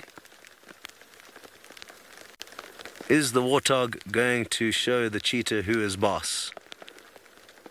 Time will tell. It seems like everything's peaceful for now. I think she's thinking about following these Tommies. She's kind of heading off in the same trajectory. Ooh, what has she spotted now? Again, off she goes at high speed. I'm going to swing the vehicle because she's going to disappear out of our view if I don't. Oh, it's one lone Tommy, it looks like, over there. Let's try and keep up with her, James. Just stay on her.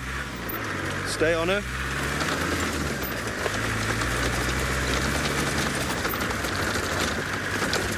So he's just going to stay wide for now, but it's just useful for him to stay on her in the event that I stop the car. He knows where she is.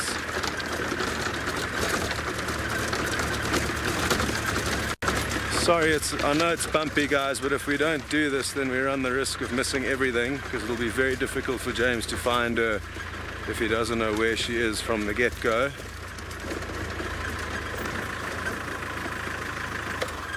Whew. Well, this is very chaotic, but exciting. And I'm sorry if you guys are feeling seasick, but I guess that's the reality of doing these things live. You're here for every step and bump along the way. And as you can see, even though she's not running, we're having trouble working out where she is. Huh. Where have you gone, Kikenya?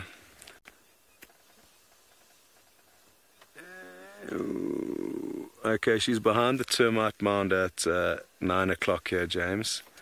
You'll just see her head poking out. Very good. Okay, so she's kind of just sitting still there behind that mound. You can't see her, but she's there. So at least we know where she is, and we're gonna try and get into a better spot and send you back to Steve in the meantime. Yes, well, you can probably tell that we've moved our positions. We started moving. We've come to the other side in anticipation for them to move towards sort of Gallagher watering hole. How fantastic it is that Scott has got Kikenya doing her thing. It'll be so exciting to see her catch something this afternoon. Even for us to see these guys catch something.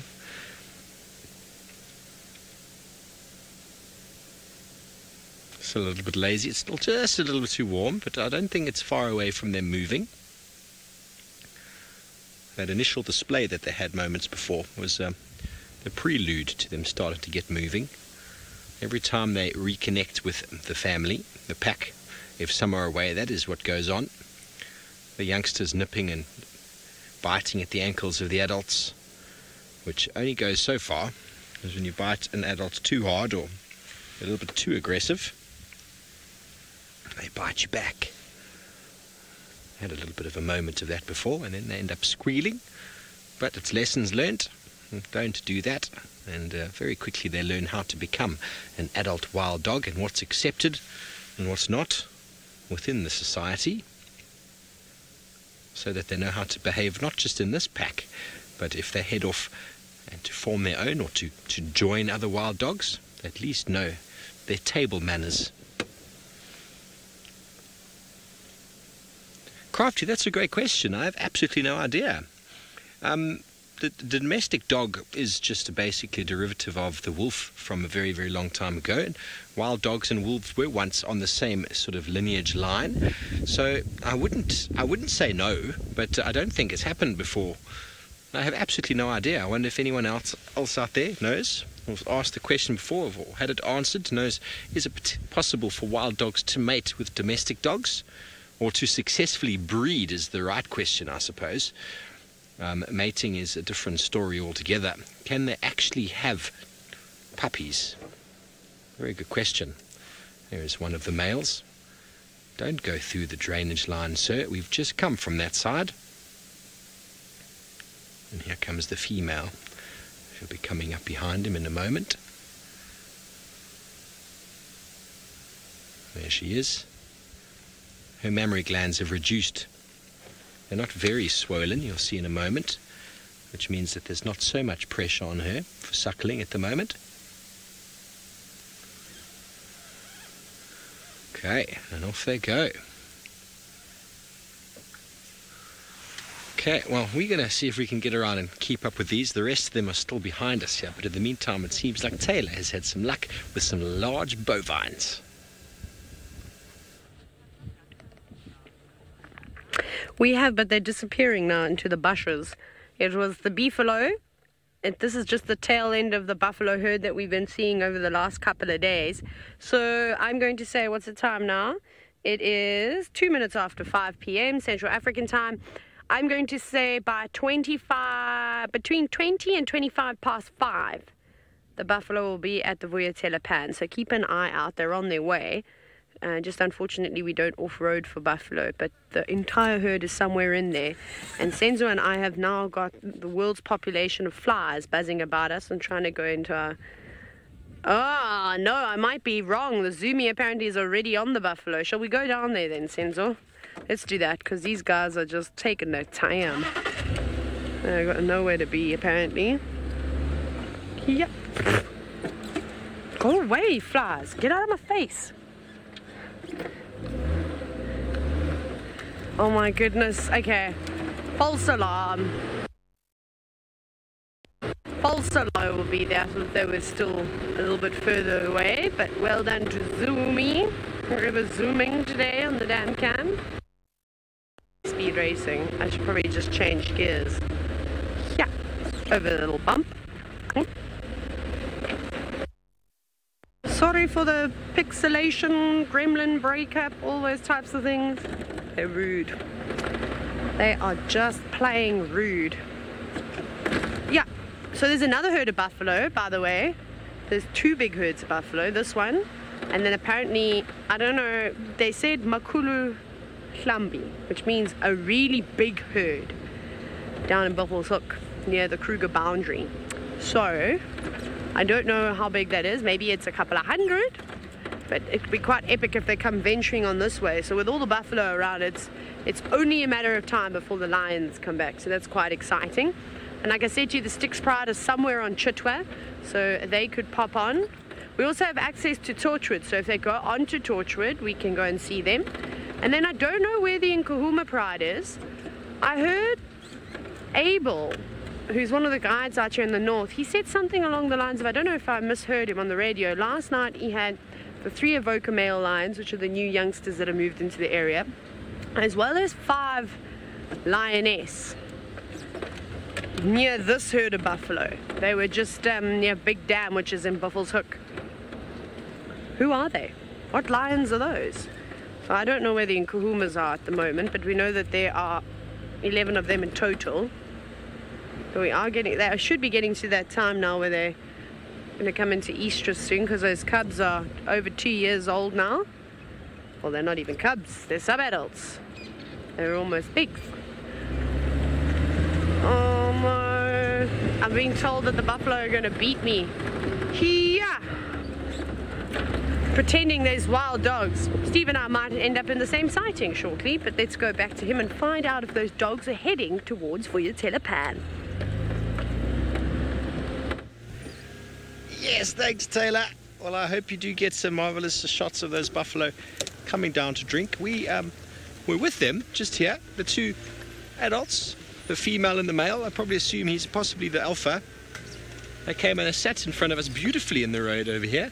And now, as soon as Nikki told me, are we going to come back to you, they decided to go back. So I don't know what they're doing.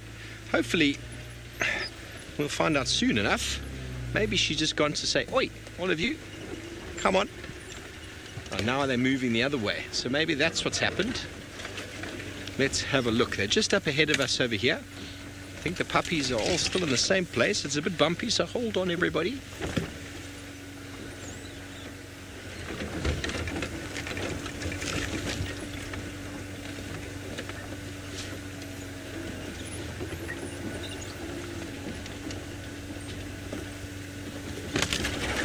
Okay, so a few people have answered the question that they can't in fact breed with domestic dogs. Thank you for that.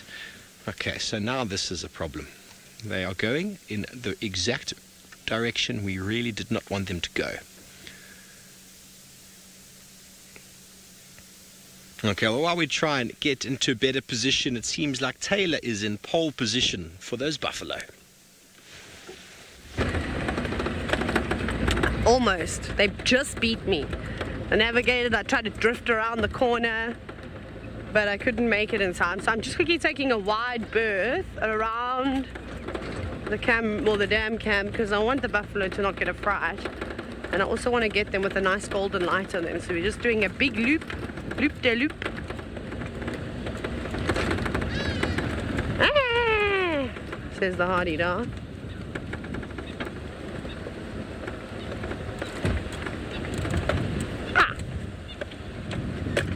Now we're in a good position.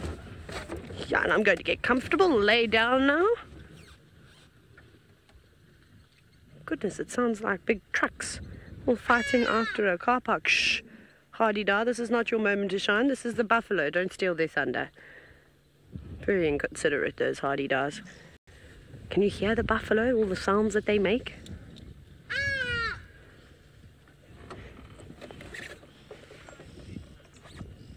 Oh, gizmo.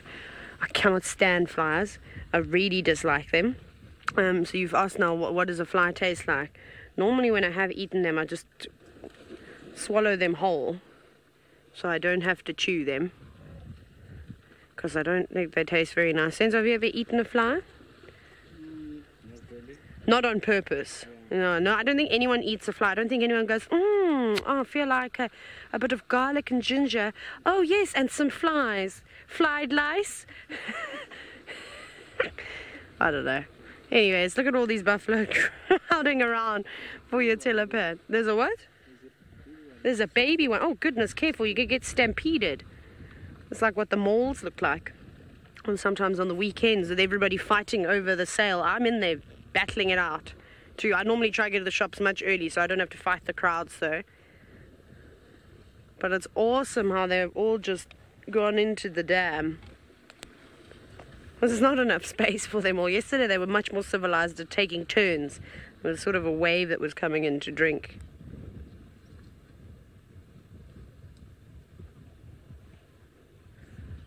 I just think this is absolutely gorgeous. Now they're not fighting so much, but there's again running out of room here, and the light is also just so gorgeous.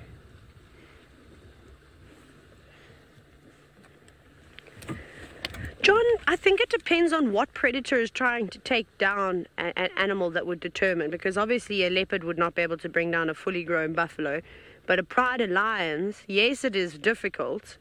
I mean, they're such tough, hardy animals. So it's up there, and I think one of the more difficult animals to bring down. I think trying to bring down an elephant would also be quite hard. The same thing goes for a hippo. They're enormous creatures with serious power, and they outweigh the predators tenfold, you know, so they do have a good chance of backing out. And then the other thing is that hunting an animal that lives in a herd like this, and they're so social with one another, they defend one another often, I think that's, of course, another factor. So, yeah. So I definitely think that a buffalo would be one of the more difficult animals to take on. This is so cool. It's actually quite therapeutic listening to the sounds. This buffalo doesn't like us very much. NVP, do you want to take a gamble at counting? How many buffalo are here? Because I haven't got a clue. I think we've been saying there's not more than 50 here, maybe between 30 and 50 animals or so. It's a decent size herd, that's for sure. Brrr, says one buffalo.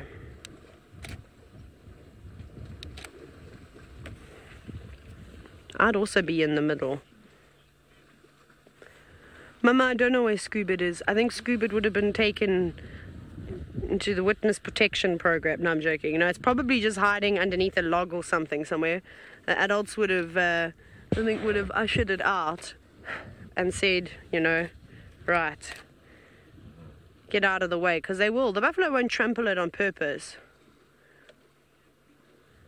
Right, it seems as though Steve Vovo has managed to relocate the wild dogs, and it sounds like he's just having an absolute blast.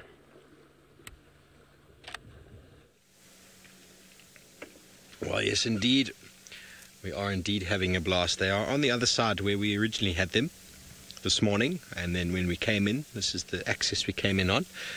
So they've just been sort of just making us work a little bit. All the youngsters came up there. There's a small little branch there that we had to drive over earlier, and they were all sniffing where the tire had been, and what's this, what's this? I'm sure we've driven in something somewhere along the way, and their noses are going, I wonder what this is here. A mixture of all sorts of things, really, together with the tire. Well, the temperature's definitely dropped an enormous amount, so that's why they're up and active. Even in an area that was completely full of sun earlier. There we go, look at the very brown nose there from smelling all sorts. There we go, smelling the log again. What's that? What is there? What is that? I'd love to know what's going on in the mind when the dog is doing that. Going to come a little bit closer, a little bit daring, this one.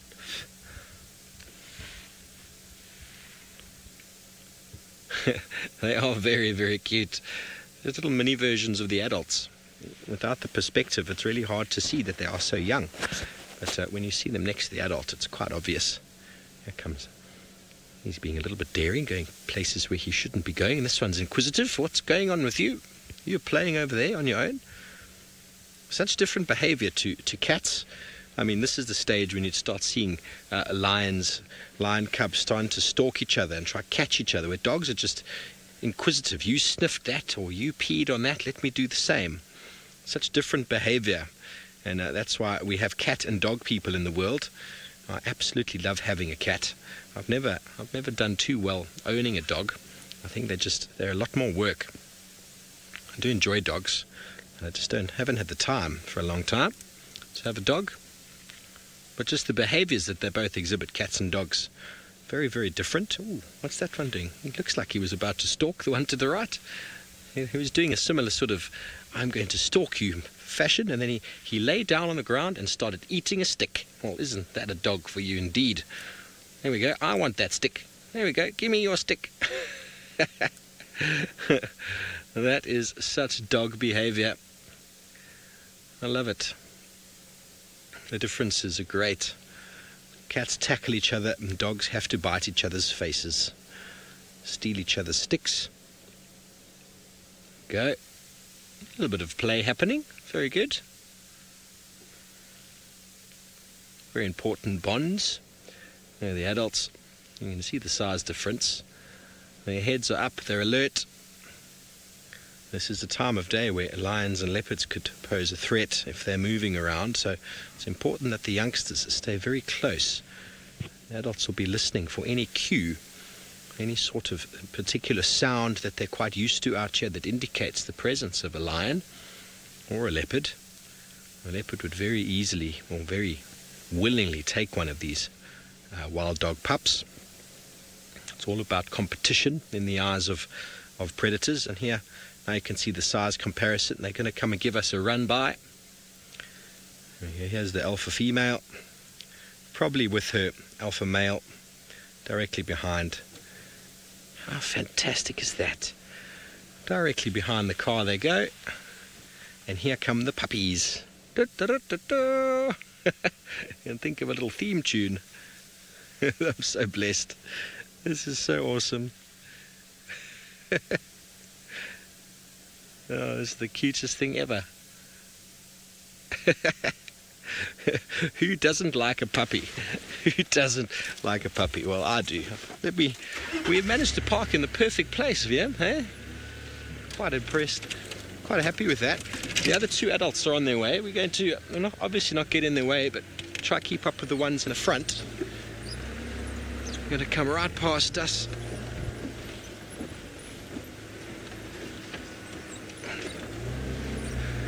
Lindsay, your wild dogs will basically use an aardvark burrow, an excavated aardvark burrow that's maybe been used before by porcupine, honey badger, hyena, but generally in termite mounds or a hole in the ground that's been excavated by an aardvark in general.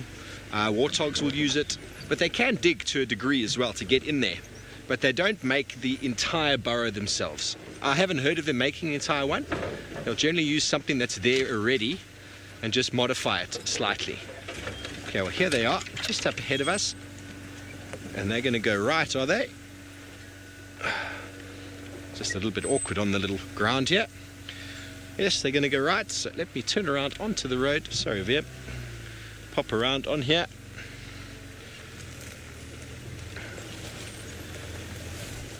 And they've decided they want to go north.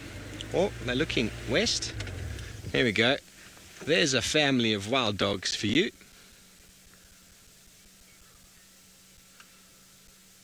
Rocco, that's a great question. I'm not sure about whether an individual would challenge to become the alpha. I mean, it's very likely that that sort of behavior would happen. I mean, I'm no wild dog expert. It's definitely something that's quite new, sort of in my horizon of education. But it's something I'm going to look up for sure. But generally what happens is maybe if you get a little bit boisterous youngster, they might move off instead rather than dominating their parent, but someone has to fill the shoes of the adult at some stage, so I'm sure that they will take the place of the adult if the time arises. But I've never known of too much sort of aggression within the family. The alphas are basically just the be-all and end-all of the family, and if you're not happy with it, you move off to another family, another pack. But maybe someone out there. Oh, look at all these tracks on the road. Just so cute. All the little tracks. Lots of wild dog tracks there. There they go. Hippo, they're pretty similar in size to the dog. I'd say, no German Shepherd. They're smaller than a Labrador. Sort of between they're about the size of a smallish border collie. Sort of Yeah, not a big border collie. A border collie sort of size, and a lot of their behavior sort of kind of looks like that as well, that eagerness, that busyness. But yeah, I'd say the adults are somewhere in the region of a border collie size. There they go. They're all busy. They sniffed a little patch on the ground there that maybe was something from last night. We found them just on the right here this morning. We had some tracks in the road, so it's very possible that there was some scent marking done or some defecation done there, and they're all very keen to smell it. And that's one of the reasons why diseases transmitted for dogs are very easily transmitted, because they're very keen to sniff. They'll put their nose into anything. They don't know that it's bad for them, and unfortunately, if there's a disease, well, they will contract it, because that's generally where most diseases are contracted, is through the nose, through the mouth, through the saliva. You can see the characteristic little white tails, and there's the guardian keeping up the back there, making sure no one's sneaking up on these little puppies, like a vehicle from Wild Earth. Okay, well, we're going to see if we can keep up with them, but the route they're heading is they're getting Biffle shortly, unless they find something interesting. But while we keep up with them, we're going to be flying all the way back up to another very special cat, Kenya and Scott. Well, I hope they change direction, Steve, and come running straight back towards you. Kenya's still scanning around in the hope that she can get a snack, and she's just yawned a couple of times, so maybe she's going to get up and go for one more stroll. But it seems like most of the Tommies that were in this area a little bit earlier have all disappeared. I've been scanning with my binoculars and can't seem to see any in the immediate vicinity. But what I do know is that you can be very quickly surprised, so we must be ready for anything. She is definitely quite hungry. Now, if she doesn't get lucky this evening, she will, in all likelihood, be even more motivated first thing tomorrow morning. Oh, here she goes. And that's good prospects. I think both David and Brent will be out in the morning, and you'll also possibly be meeting a new interviewee tomorrow, a guy called Steve, another Kenyan. So that's exciting stuff. He might do 1 or 2 segments tomorrow. I'm not too sure on the finer details, so I think that's what the plan is. So yeah, you can look forward to meeting somebody new tomorrow as he goes about his interview, and I'm definitely going to tell the guys to come and have a look here, whether it's David or Brent or both that decide to come and search for her. I definitely think there's good prospects with this lady. Very, very good. Thankfully the weather's held out for us. There were a few brief showers of rain, but nothing too hectic. Why is she slinking? Have you spotted some Tommies down there? Hello, Peter. You would like to know, what does Kenya mean? And it means early morning. I don't think it means early morning in Swahili. Maybe it does. Maybe it's in Ma, the local language the Maasai people speak here. She is, I think, sniffing around looking for any youngsters, because I can't see any Tommies in the direction she's heading. But she seems to have a certain slink about her. Okay, very good. We need to rush you back to Steve. He has caught up with the wild dogs again. Enjoy. Yes, we have. Thank you very much. We are with them, and this might be our final glimpse. We are right on the northern fire break. Buffelshoek is just to our right-hand side. The youngsters have all stopped. I don't know exactly what they're picking up there.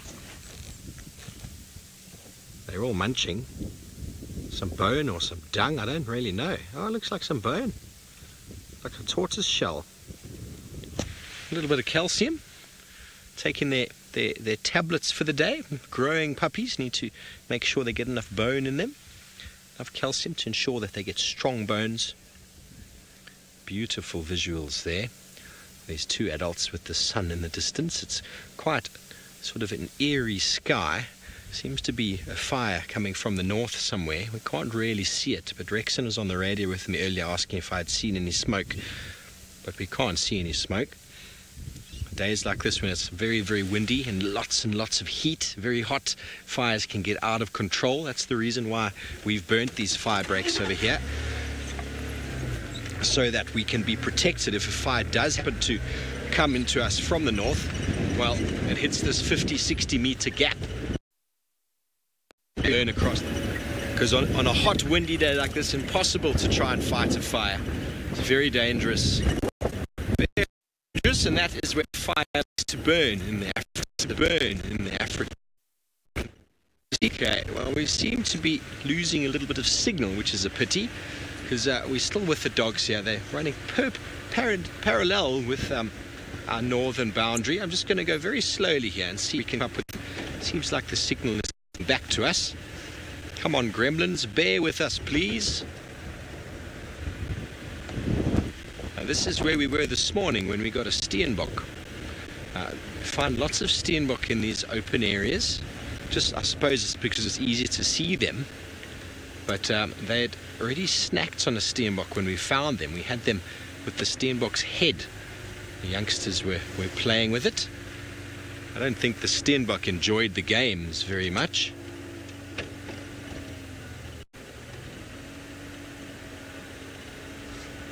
Hello, Shut. You want to know if the wild dog involved in the hunt? No, not just passengers along the way. And as soon as I space, the adult will be and do exactly what it is. Place the animal to the ground for a short period.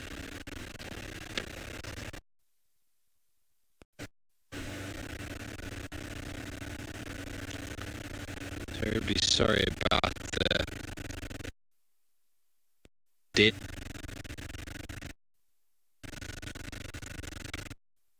The dead zone with regards to signal. I don't think you're hearing me very clearly. Watch them depart in the distance with the sun setting in the distance. Okay, well, let's go over to Taylor.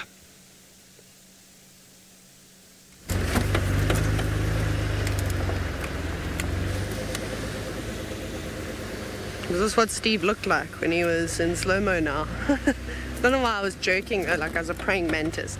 Anyways, I'm moving far away from those buffalo. I'm not having anything to do with them because I almost said a very bad word on the damn cam as 5 different biting flies bit me at the same time, and then promptly realized where I was sitting. So you may have heard me shout "ow" at some point. And then Senzo and I raced away. You will not believe how many flies came with that big herd of buffalo. It is insane. So yeah, so I'm not going back there. We're going to go this way. Let's try to see if we can find Tandy.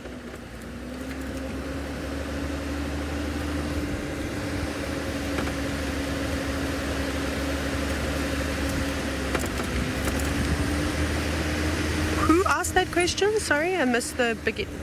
Shut. Sorry, we'll just finish. We'll carry on from where Steve was sort of started with wild dogs and the puppies hunting and whether they participate in the hunt. At that age, no, they're way too young still. So they might try and keep up with the adults at some point still, because I've seen them running with the adults when the adults have been off for a hunt and then have come back. Remember, like the other afternoon when we first saw them, just on the boundary. And they were trying to keep up with the adults. But they are also left by themselves. So when they get a bit older, probably find closer to about 8 months, 9 months, a year, somewhere around there, then yes, they might actively be a part of it. Whether they're actually bringing down the animal, I highly doubt it. But that doesn't matter. Just being there is good for experience. But right now, you know, they're lucky. The adults bring them chew toys back, for instance, like a dake or a steenbok head. That's their favorite thing to do. And then they all play with it and they tear on it. But soon they'll be there when the adults make a kill and then start devouring with. I can't believe it's amazing though. It just goes to show how lucky we are that it has taken Steve, I mean, well over 10 years to see wild dog puppies. Don't you think that's pretty spectacular? I think so. I think it is awesome. And because they're so young as well, they're so cute. Perfect timing. Because I can hear a Franklin alarming, so I'm going to figure out what on earth this petrified Franklin is shouting at. Off you go to, well, another predator that's probably going to cause a bit of stir with the animals in the Mara. Oh, exciting stuff. I hope the petrified Franklin is petrified of Hosanna, who I know Taylor was looking for earlier. I think we are going to say good night and good luck to Kenya. The light is beginning to fade, and there's no immediate prey in the area. Although, what's going on with this body language? And I want to leave her in peace after dark and go off in search of some long-lost friends, the Owino Pride. For those of you who don't know the Owino Pride, it consists of 2 adult lioness and 3 youngsters that were born probably a year and 4-5 months ago, year and a half ago by now, roughly. Interestingly though, the last time that they were seen, 2 of the youngsters were missing. The boy and the 1 girl. So I'm hoping that they were just temporarily kind of away from the adults and their other sibling, possibly snacking on a wildebeest. But that was the last time they were seen, so it'll be nice to try and catch up with them. It's incredible, unless, you know, we spend huge amounts of hours and kind of tag team staying with the animals, one of us at night, and then one of us during the day.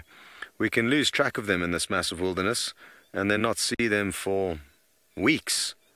There's also massive areas of the park that are not really explored as much as others, and that is applicable to the Owino Pride's territory.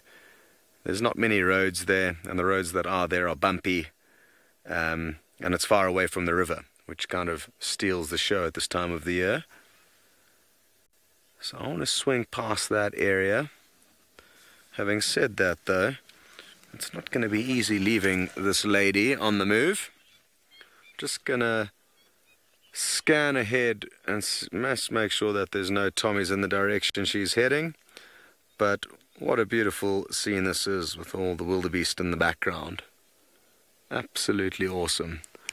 So it may be your last view of Kenya. Everybody say goodbye, and the next time you see us, we will probably be searching for lions.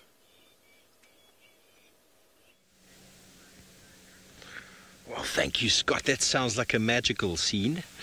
We only have 1 wildebeest here, and he's on the back with a camera at the moment. No cheetah.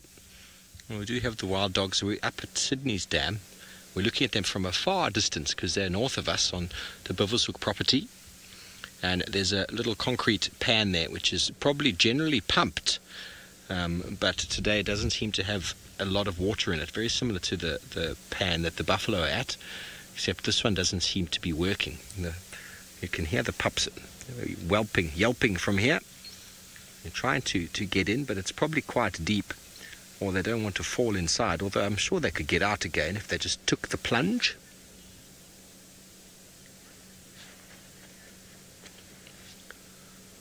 Hello, Christine. I'm not sure about the sexes of the pups at the moment. I only was able to identify 1 this afternoon, and 1 was a female. The other 5, I don't quite know yet. But anyway, these wild dogs are showing interest in something towards us. I think we might just give it another moment. There is some thick bush to the left of us there, and that little segment there, which is lots of game paths going through, which obviously facilitate that watering hole there, and perfect little area for duiker, a steenbok or 2. Anything could be hiding in there, lying up in wait.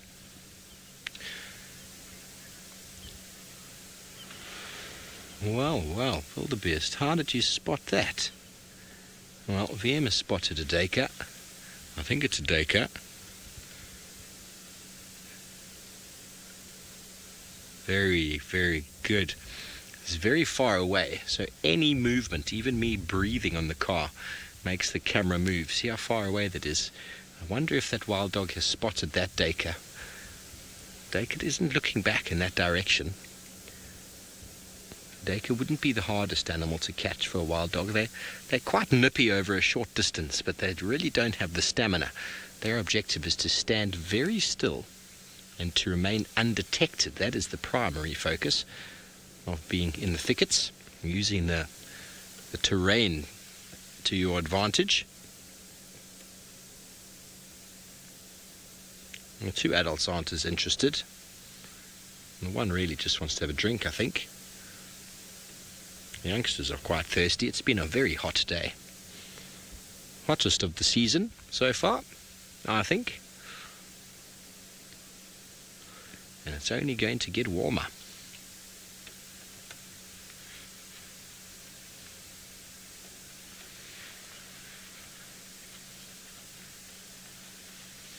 And Jennifer, me too. I also haven't actually seen it happen. I've seen them with the remains of a kill. I've never actually seen it go down live anyway. I've seen video footage of it. So maybe today is the day. In this open landscape that we have here, with this beautiful camera that we have, we could almost be in the Masai Mara with the lack of trees in this view. So if something went down in this open area, I think wildebeest would be able to capture it. Well, let's not jinx it now. Possible. That female is still, I think it was the female, still hasn't materialized back from the bushes there. The other adult has lost interest and is now moving back. Trying to scan the bushes there with my binoculars, but I can't quite see her.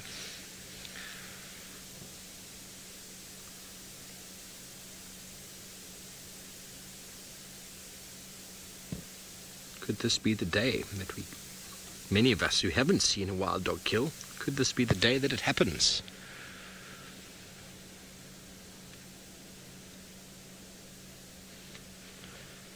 It always amazes me when you do see wild dog how there is almost no animals around. They don't even alarm call when they see wild dog. They just leg it. They just make it for the thickets and escape, get out of the view of the wild dog without making any sound so as to attract attention towards themselves. Well, anyway, we're going to stay right here with these dogs. Hopefully they come back onto Djuma. That would be marvelous. But in the meantime, let's go over to Taylor McCurdy, who's driving. Let's see what she's up to.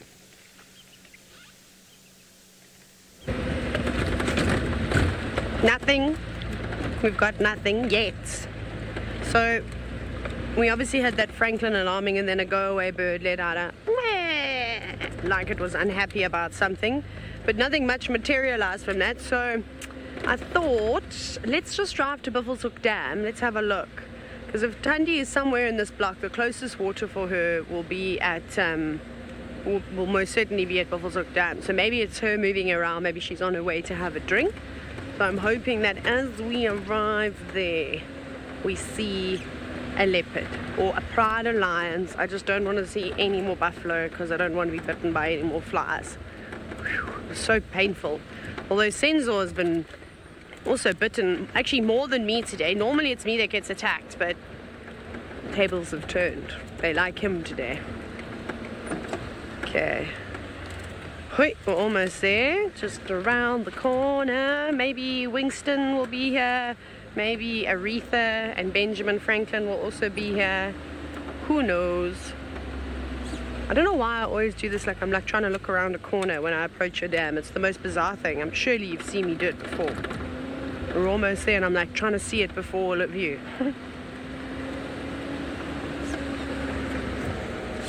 Oh, hang on, what was that footprint? No, hyena, very big hyena. So I got excited.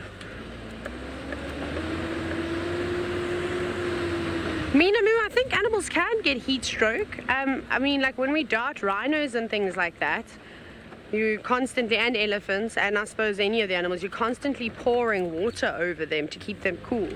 And I've known a few animals that have died from complications, and I've had 2 different occasions where the vet has said that it was from the heat, it overheated. So I suppose it does happen, but I mean, I think while they're up and around, it's okay. They can do many different things to try and cool themselves down. Hi, Steve. Scuba Steve is here. He wasn't here this morning. I don't know where he was, but he's come back. But there he sits.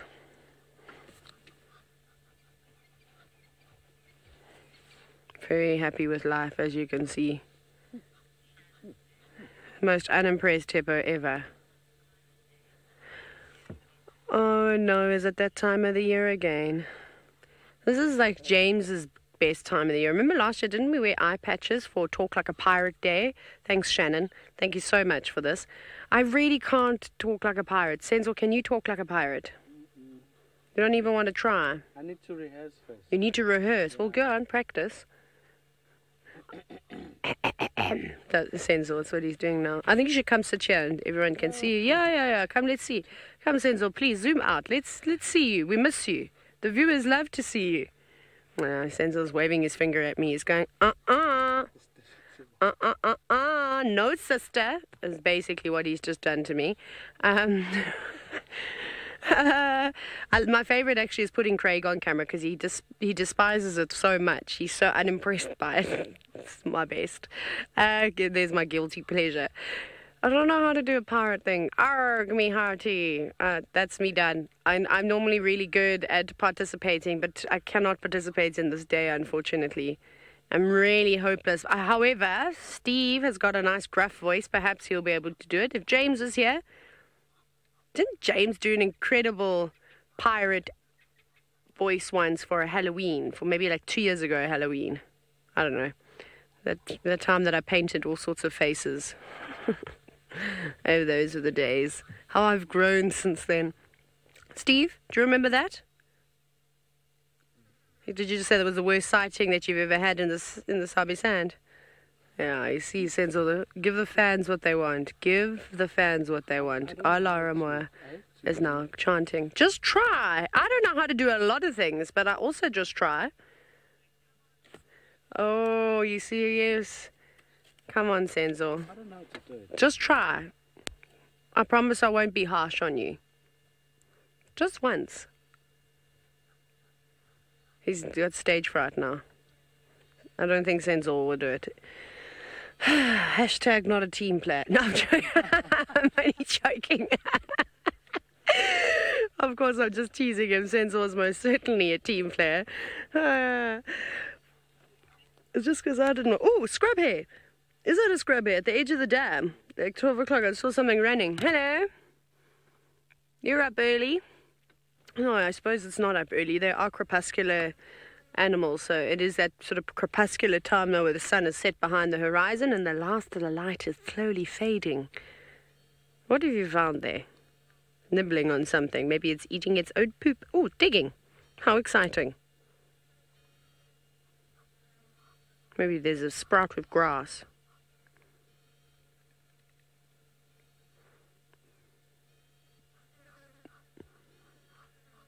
Very quiet out here. Yeah, greenback Cameroptera though, which is a little bird. Constance King, yes, you're quite right.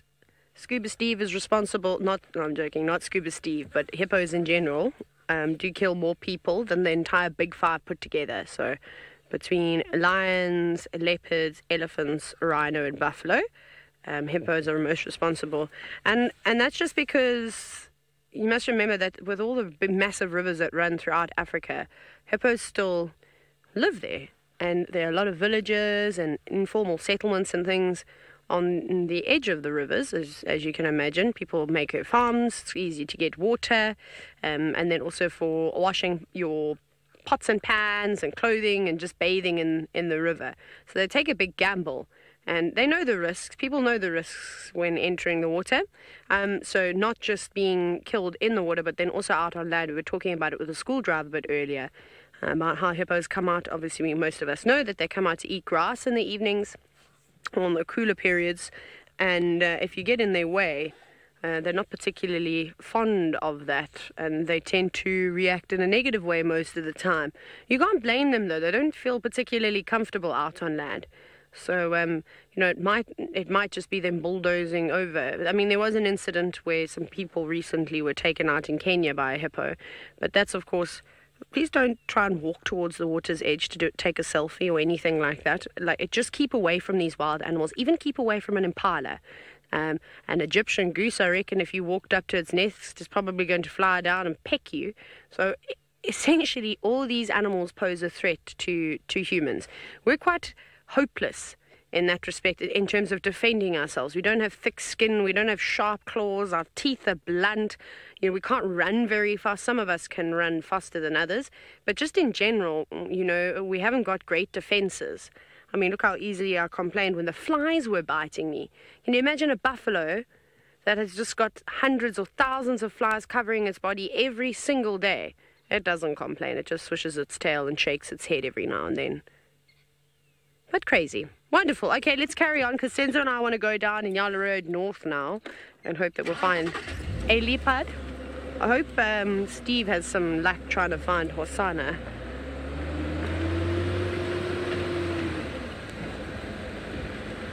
Right. Bye, Steve.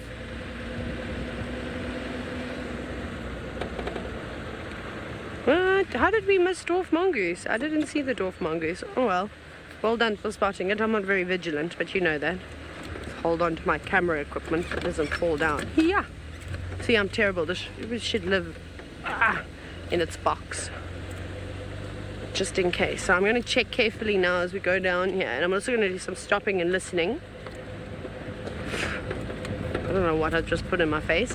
We're going to stop and listen quite a bit just to see if we can hear any things, any birds, any squirrels, anything, any mammals alarming. That banded mongoose from this morning must be so happy. I can't imagine the stories it's telling the rest of its friends. How, oh my goodness, you won't believe what happened to me today, Bob. I was just out on, I was waking up from Termite Mound, and the next minute I opened my eyes and wow, there's a leopard. And then it tried to grab me, and all my friends managed to get away, and they just left me. None of them had my back. I reckon that's what this mongoose is saying, and he speaks that fast as well. And then they just pinned me in, and I shouted, hey, you leave me alone. Hey, get away, leopard. And then it worked. I chased the leopard away. Probably. That's exactly what that mongoose did. Now he's going to go to the bar later, and he's going to go to all the ladies, and he'll have like one tiny little scratch on him and be like, hey girls, yeah, check that, eh? So, it's from a leopard. I saw this morning. I fought it off. I've still got some of its fluff. Oh, I don't know, because Hosanna did get stuck in a thorn tree at one point, so you could have just grabbed that. So yeah, it was quite entertaining to watch. I've never heard a mongoose make that sound. If a mongoose did that to me, I'd be like, cool buddy, whatever, you just go. And that's, if any animal ever tried to attack me, I think that would be me, shouting and screaming. Oh, an owl. Oh wow, an owl. Hello, Rose Eagle Owl, thank you very much. You're an absolute saving grace, because I was telling a really bad story about a mongoose and a leopard. So thank you for joining us. Beautiful. Not too many birds making a noise either as it flew on past. I thought there would have been maybe the odd drongo in hot pursuit after it, trying to bop it on the head. But you were lucky today. That scrub here at Buffelshoek Dam, better be very careful. Ooh, I can hear a squirrel alarming. Chris, you said I can't speak pirate, but I do a great mongoose. Thank you very much. I try practice my inner mongoose every single day in front of the mirror for 10 minutes. What are you looking for, owl? Scanning around at the moment, and it's sort of been fixated off to the east. I wonder what it has seen. I mean, this is the time for the scrub hares and things to come out. Guinea fowl and francolins and spur fowls will all be looking for a place to roost for the evening. So perhaps it has seen something. But I'm am starting to hear the odd bird sort of chit and chatter. And then also those squirrels that were not so happy. We've been very lucky. I think I've pretty much seen an owl on almost every single game drive for the last few game drives, which has been pretty epic. It used to be Byron that had all the luck when it came to finding the owls. And now there are either pearl-spotted owlets or fork-tailed drongos mimicking the pearl-spotted owlets. That's quite far away. Actually, I think we arrived in this area at the right time for the last of the birdie calls. Okie dokie. Mrs. Pokey, let's go to Steve and see if he can do a good pirate impression.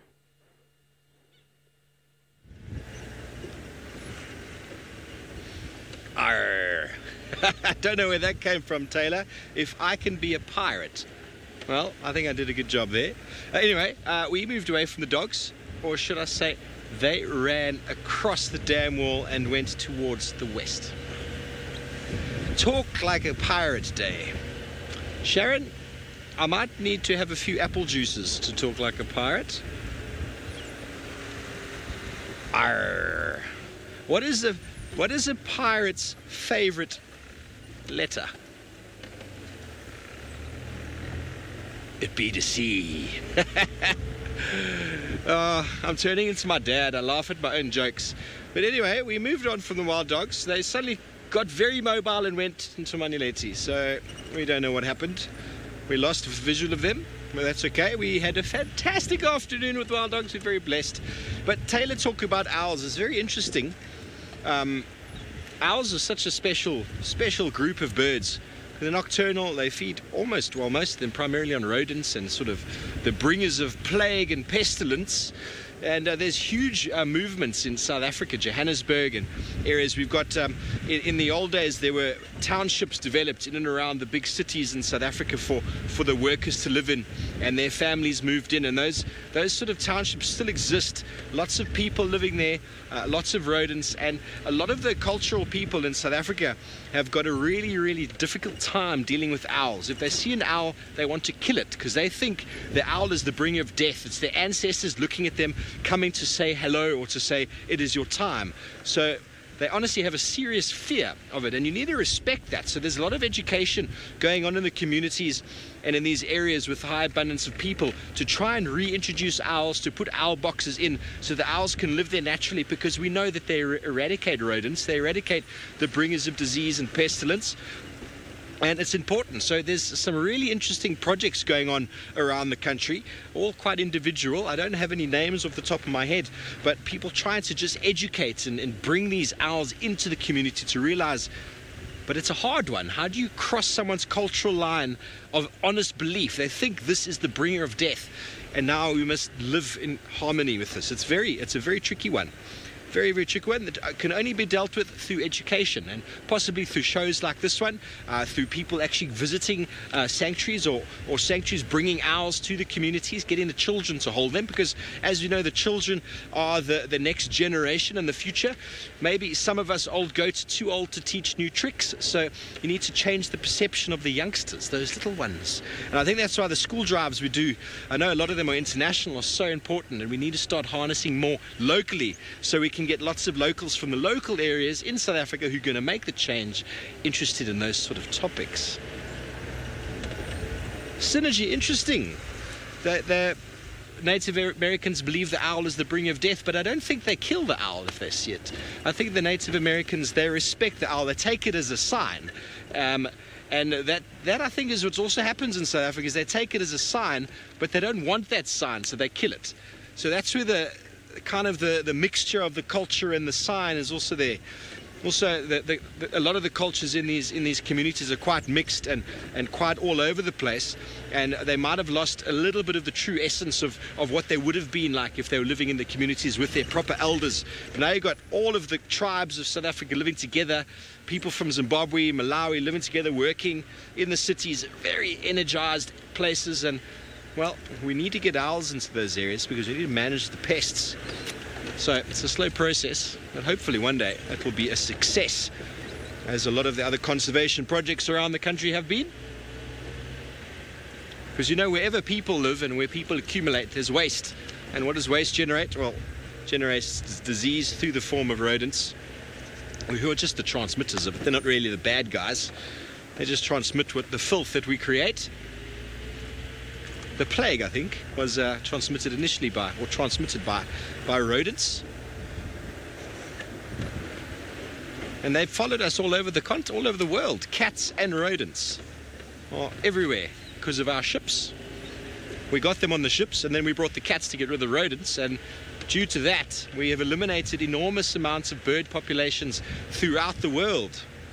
I do love cats, but feral cats are a serious problem on an island where birds have never ever in their life encountered a predator. And a cat, even if you've just got your normal domestic cat back home, they are incredible hunters of birds. And if you've never seen something like that before, can you imagine what it must be like? Basically goes back to the time when humans moved to some of the bigger continents in the world over the glaciers, hunting packs of hominids, and all those large herbivores and carnivores especially disappeared very, very quickly. Indeed.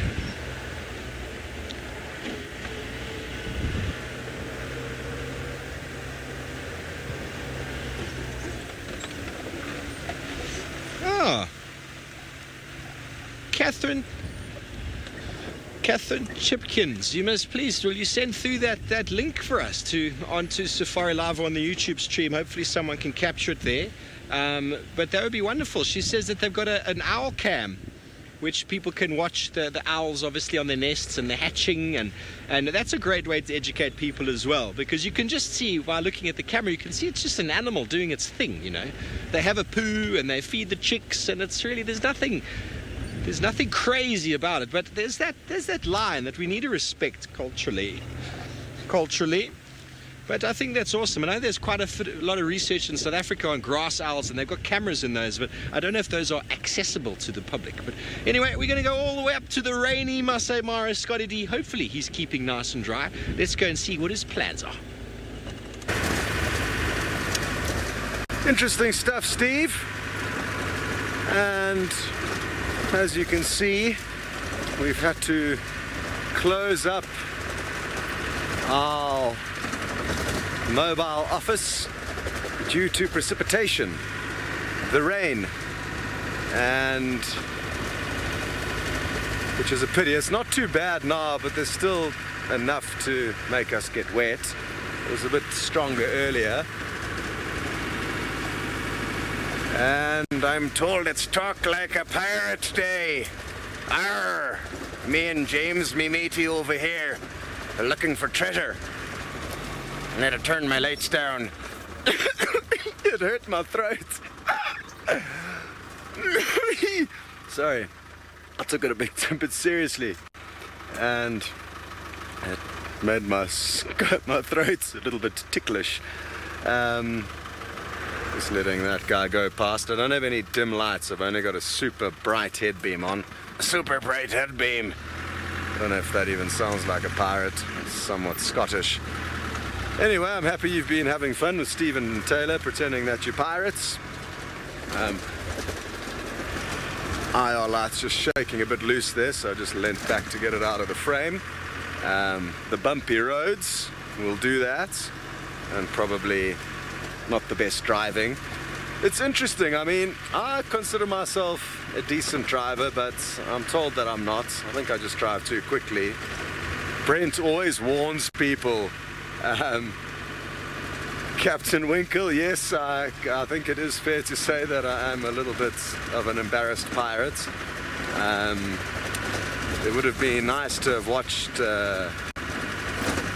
Johnny Depp doing his thing. He's a very clever pirate. Oh, an Irish pirate, yes.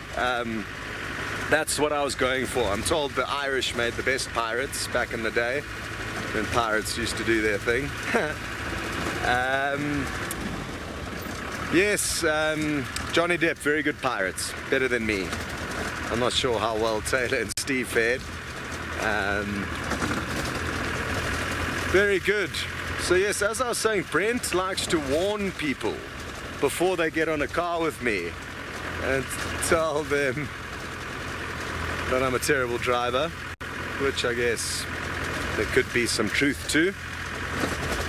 So yes, guys, as I said, it would be nice to know who did the best pirate impression. Sadly, I didn't get to see Steve or Taylor's performance, so I will not be able to cast a vote, and I guess it wouldn't be fair for me to be voting considering I'm part of the competition.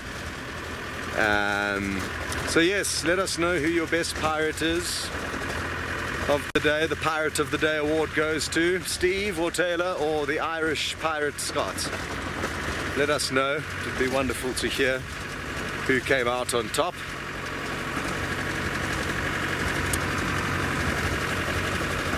I was really hoping on trying find you guys a glimpse of the Owino Pride, but this weather is just not conducive to searching for animals. And Monique, thank you for getting back to us so quickly and for voting for me, you good thing, Monique. Good choice. Louise, who's giving Nix a hand as D2, director number 2, in the FC today, is going to start doing the maths. Wherever Louise goes, she carries an abacus, so she's the perfect person for the job. And soon we will know who the best pirate was. I think James would probably, got a feeling James would be a really good pirate. He's generally quite a good actor, probably the best out of all of us. Very good. We shall send you back to Taylor, who, like me, is just driving about in the hope of finding something. 2 pirate is how it should have ended. I don't think I should be a part of that poll because that was the first time in my life that I gave, I think, about minus 25% effort into doing something. Normally I always give my best. So we will, I don't know how to do it. I have to watch a YouTube tutorial. Do you guys remember that one afternoon safari where Darby and I did Australian accents for pretty much the entire game drive? Well, no, it was about an hour, but it felt like the entire game drive. How that was hilarious. We even watched a YouTube tutorial on how to talk like an Australian. That was so great. But I'm pretty sure that there will be some kind of tutorial on talk like a pirate. But I don't know. I don't know. I don't want to. I don't want to be peer pressured into this. I'm not. I'm going to say no peer pressure from the rest of the team. Of course, it's just joking. You know, it's, I'm only just joking. But also, you can say no to peer pressure for all the young people out there. You don't have to do what's cool. I don't know why I went so serious there, but anyways, you know. Okay, let's find some animals. Let's see what we can find. I think Senzo and I don't know why I made that sound. Senzo and I are deciding whether we go into the Mulwati or not. Do we want to do it? Okay, Senzo says yes. Yes, please. So we will go there. Oh, is that a monkey? A silhouetted monkey? Oh, I can still get it here.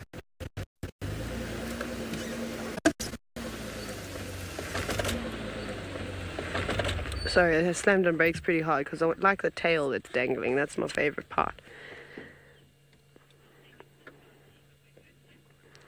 Gorgeous. That is a vervet monkey in the tree, eating, I think, maybe some knobthorn flowers. I don't know how nice a knobthorn flower would be. It would be like eating a few pieces of cotton wool, in my opinion. Ah. Sis, why don't you go into a boerbean tree? They've got nice flowers at the moment.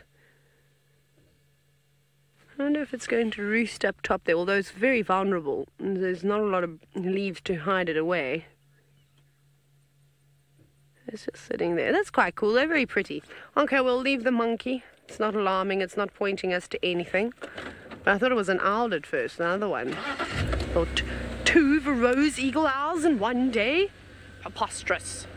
Could never happen. But maybe because I said that it would. Just check all the trees. What?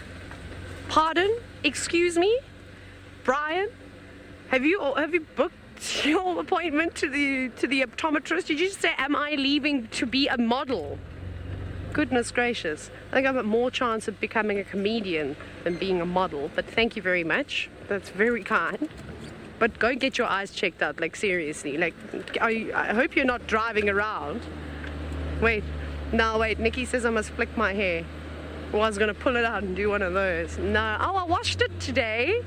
The sensor's going to, no, because you didn't want to do anything that I asked you, so, No, I don't have the long, remember that time my ponytail was like down here, where my hand is? Now it's so short, I cut all my hair off on my holiday. New year, new me. I need a spotlight, where is it? Okay. Oh, what's that? I don't think it's anything. It just looks like maybe a hyena sitting under a tree. It's probably a Logosaurus. Don't worry, Brian, I'll have to come to that optometrist appointment with you. Oh, now I'm just driving through my own dust. That's great. Well done, Taylor. You're a clever girl. Didn't think that one through, that's for sure.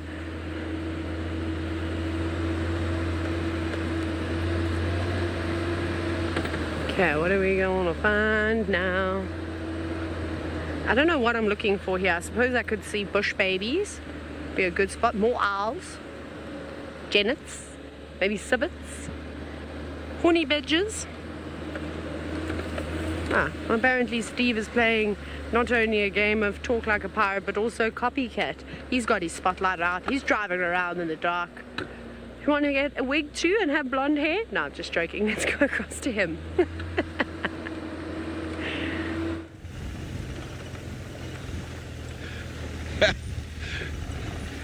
We love her, we do. We don't quite understand her sometimes, but we do love her. Taylor. Yes, indeed, we are playing copycat. That was the whole objective of me getting my spotlight out. Was to so that when you cut to me, it was going to look exactly the same.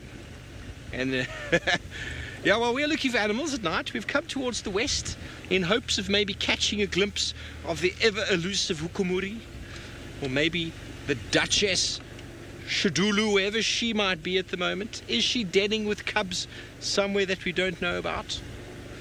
Or where is the reigning Duke of Juma? We're going to make our way towards Treehouse Dam now and see what is hanging around there. But before we do that, we have got a roadblock of some kudu just on the left-hand side.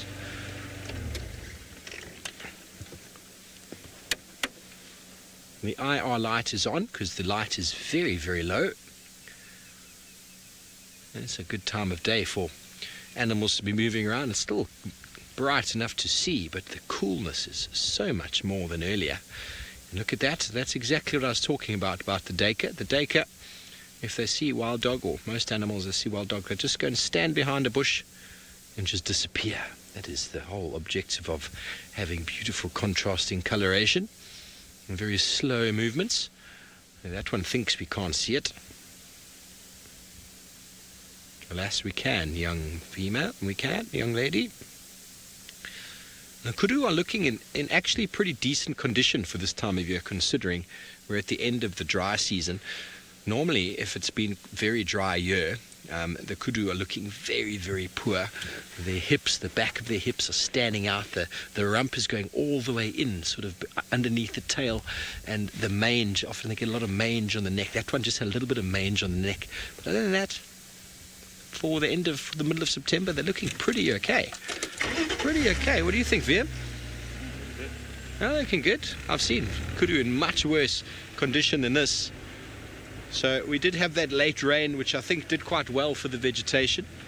And the kudu obviously managed to do quite well with the leaves that are still available, keeping explicitly to the drainage depressions where the trees are growing at their best with lots of moisture. Just sneak through this other little kudu over here. Hello, young sir. Oh, he just wants to be on the camera, V. There he is. A little youngster. Just over a year.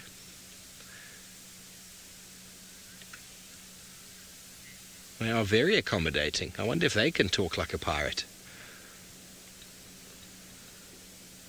They look at me going, what? That's the thing. Why is it that whenever we talk about pirates, do they have some form of weird UK accent? Is it just because of the movies? This like weird Irish, like Scottish accent. Scottish and Irish accent. It is. We all seem to think that to be a pirate, we have to talk like a... And it's just from the movies, I suppose. And the pirates back in the day were made up of, you know, back in the day, you know, of Captain John, whatever, Long John Sparrow, and all those interesting people. They all basically originated from parts of the UK, and the reason they were pirates was because they were just illegal. They did things on their own, and they didn't pay their taxes, and maybe they stole a loaf of bread, and next thing they were sent off to a colony to work, and well, no, there's easier life out there. Very interesting time in history to have lived, I reckon. The Caribbean was a very interesting place back in those days.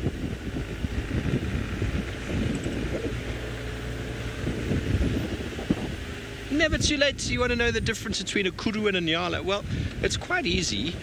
First of all, a nyala is a lot smaller than a kudu. So the kudu is a lot bigger. I mean, obviously, if you find a group of nyala together, they're not very big. They're almost the same size as an impala, and they've got a similar sort of color as the impala. They've got that sort of brownish coloration to them with white stripes on the body. The kudu, on the other hand, is a lot bigger, and it's actually gray in color. Grey, not that sort of orangey brown, not that rusty brown, completely grey. And they're a lot bigger, and the stripes also aren't as well painted. They almost look like they faded a bit. And obviously the male kudu look just like the female, but they got the big spiral horns, whereas the male nyala has got semi-spiral horns, and he's a chocolate brown colour with very long orange socks. Hope that answers it for you. It is one of those tricky ones, but if you see the two together, very, very easy to identify. Just remember, impala size, sort of the orangey colour of an impala, but with the stripes on it is a nyala. And the kudu much, much bigger. Second biggest antelope we have here in the Kruger National Park. In fact, so enormous in size, can get up to almost 200 kilograms, female kudu, whereas a male nyala only gets just about 110 kilograms, so double that for the pounds, about 220 pounds for the male, and the female kudu almost 400 pounds, maybe a bit less, maybe 350, 60. Okay, well, talking with my hands there. Get the spotlight back on. This is... That's okay, that's okay.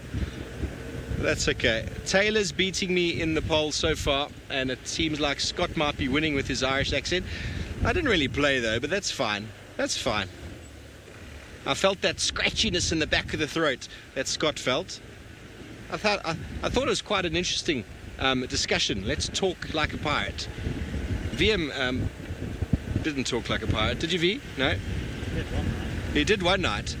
So you did one line, eh? Let's hear it.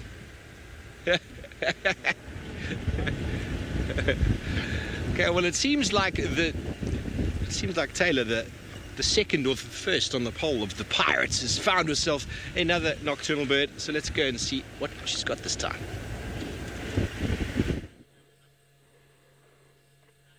Arg, but I wish me had a parrot instead of this owl. I'm not doing that anymore. I'm done now until next year. Another owl. And I think it is a spotted eagle owl because I went like this. Watch. Whoo! Whoo! I did it earlier and it turned and looked at me. Now it's ignoring me. I probably said something rude. Let's see. I don't know. What can you see what it is? Is it a spotted eagle owl? I think it's a spotted eagle owl. It doesn't look as big as of a rose eagle owl, and then kind of the next best bet is to go with the spotted eagle owl. It's difficult because then when I do this, silhouetted. There it is. Silhouetted. With a spotlight. It's very far away though. It's probably like 70 meters away from us. So not an easy one to see even with the infrared lights on. But it is looking around nonetheless. Perhaps there's going to be lots of rodent activity tonight because it is so warm. They'll all be out eating wonderful things. That was nice though. a different species of owl. It's a pity it's so far away. You always see them out on the roads at night. Sitting on the roads, be very careful when you're driving at night, because that bright light hits their eyes and then they can't see like this, and then you could crash into a tree. No, you won't, but you might drive over the owl, which you don't want, so please be careful. Please look. Okay. What else have we got? We're going to come up to Treehouse Dam now. Oh, I should probably drive us there then. Put my foot on the accelerator. That normally makes the car go forward. Oh no, we've actually far... Are we? Yes. No, we're close to Treehouse Dam. Sorry, I had a moment where I couldn't remember if I was on Twin Dams Road or if I was on Weaver's Nest. I'm still actually not too sure, to be honest. Okay, well, we'll check around here. I don't know who we would potentially find at the dam. Shall we magic Hukamori to Treehouse Dam? Because he's done that to me a few times where I've just said, oh, I think we're going to see him, and then like 2 seconds later he's walking down the road towards us. But I don't think that that will happen. I think Hukamori is far in the west, and he's besotted with Tiani and Shidulu by the sounds of it. Or is it the other way around? I don't know what that was. Ran away though. Something small. Also another good area to see Janet's.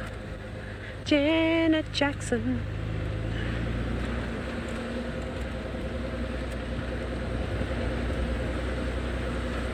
Janine, we love you people too. Thank you for saying that you enjoyed the safari and that you love us. That's so sweet. That's very lovely. Thank you so much. I can go to bed a happy girl now. For that comment.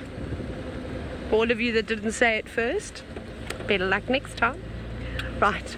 Okay, so I've discovered that we were on Weaver's Nest and we're now only coming up to... goodness, we're on Twin Dams. We're now on Elephant Carcass. We're getting to Weaver's Nest. Then we will get to Treehouse Dam. Soz. The one day, while I was out in the Mara with Archie, it was really quite funny. I started saying soz because I just got lazy, and instead of saying sorry, and I say sorry way too often anyway, so I think it was me mentally trying to stop saying the word sorry and apologizing for everything, and then just went soz. And I turned to Archie and I went, sozzy. I have no idea what sozzy means, but that word tickled his fancy and he cackled for about 10 minutes. We couldn't do anything. He was just laughing so much at sozzy, at that word. So yeah, sometimes I say, well, most of the time I say bizarre things.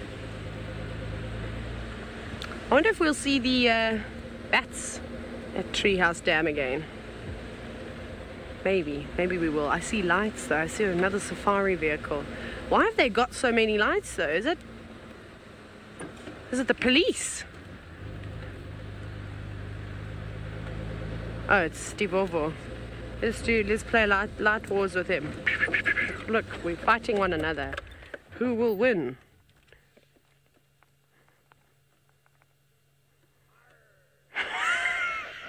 Did you hear him? He just went argh from across the drainage line. Do it again, Steve! No, he's gone. Driving away dramatically to try to blind him one last time. So he's trying to blind me, but ha ha ha, hidden behind the trees. We stopped strategically. He might actually get a better view of the owl. Please tell Steve to keep a lookout on the left-hand side of that drainage line. That there was I think it was a spotted eagle owl, just sitting up on top of a dead tree, but it was closer to that road than I was. Or he is, so he's closer to that road than I am. Yeah. Okay, we're going to go to Treehouse Dam. The fact that Steve has just swiftly driven over the dam wall suggests that there was nothing interesting. Let's see if we can find something. Yeah. Okay, we're almost there. I don't know why I'm making karate noises today. Sorry. Too much energy.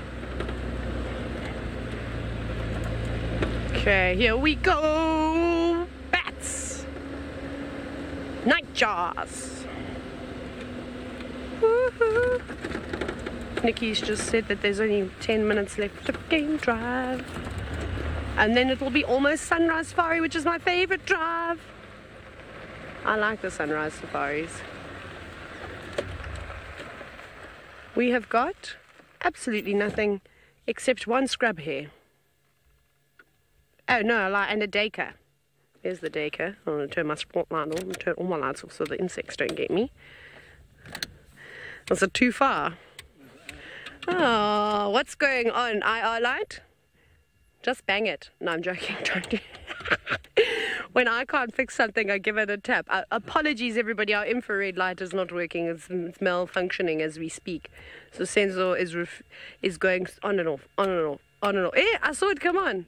Wait, it's working. It's working. Let me show you the daycare. If it's still there. It isn't. There it is. It's very far away. You can't see. It's too dark. So we're going to send you to the Mara. Oh, no, we're not. You're staying with me. We're not. False alarm. the panic in Nikki's voice. I cancelled, but we've re-established that we will be sending you to the winner of the Pirate Day. Well done, Scott.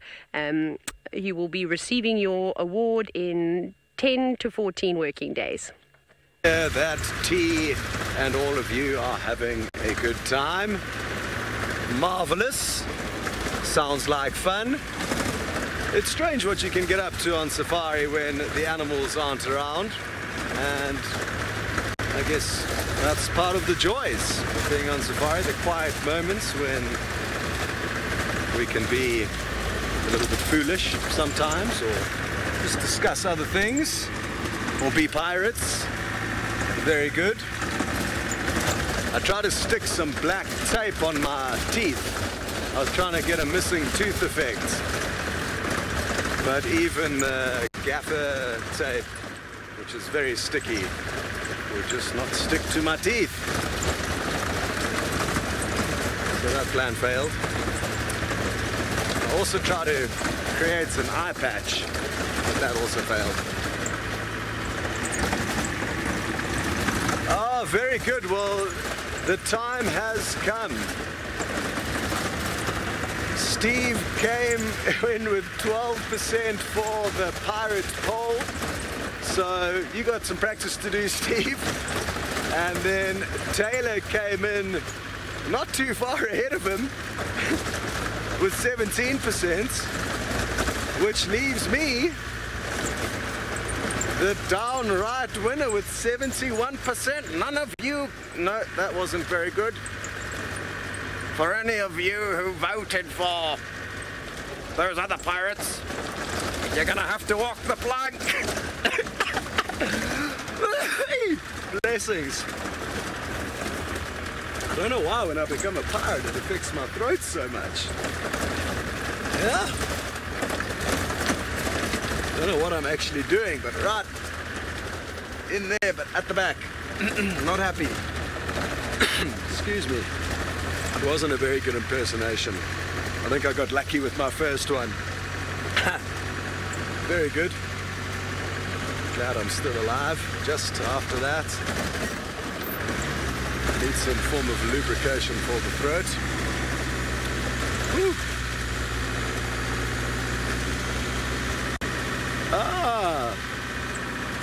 Peter, I'm very glad you've asked this question, because the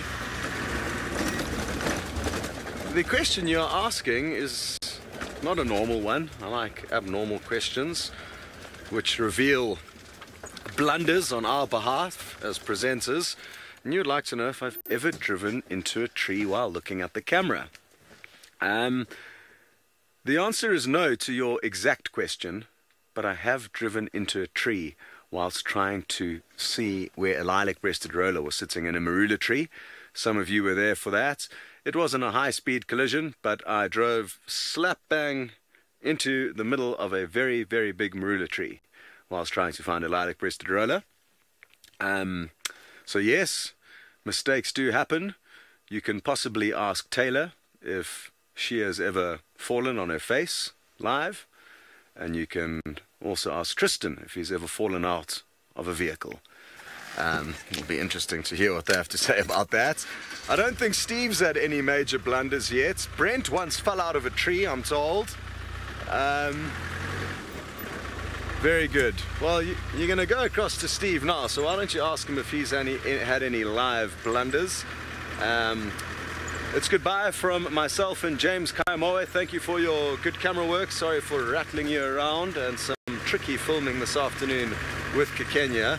It was a chaotic afternoon trying to keep up with her. So if any of you are still busy, I apologize for that. But thank you very much for all of your questions and contributions. It's been great having you on Safari. I'm going to say good night and goodbye and send you back to Steve. Thank you, Captain Blackbeard, for your amazing safari this afternoon. Sounds like you had everything, including the pirate win. So I think that's your new name, Scott. Captain Blackbeard, the pirate, with the Irish accent. No, I have not fallen out of a car yet. Almost. Almost fell out of a car when I landed in an enormous termite mound or aardvark hole in the ground. That has happened to me twice now. Both times with Sebastian, and both times Sebastian nearly decapitated himself in the back. So I think that is why the cam-ops need a seatbelt at the back, don't you reckon, V? VM's fine. He's fine. He's got a position he does with his leg that keeps him in pole position there. There's a nice sort of metal bar over here, but it can get quite bumpy at the back there, and we're here. I'm holding onto the wheel. Yeah, VM says you got to ride it like a horse. You got to go with it in the saddle, eh, VM? Yeah.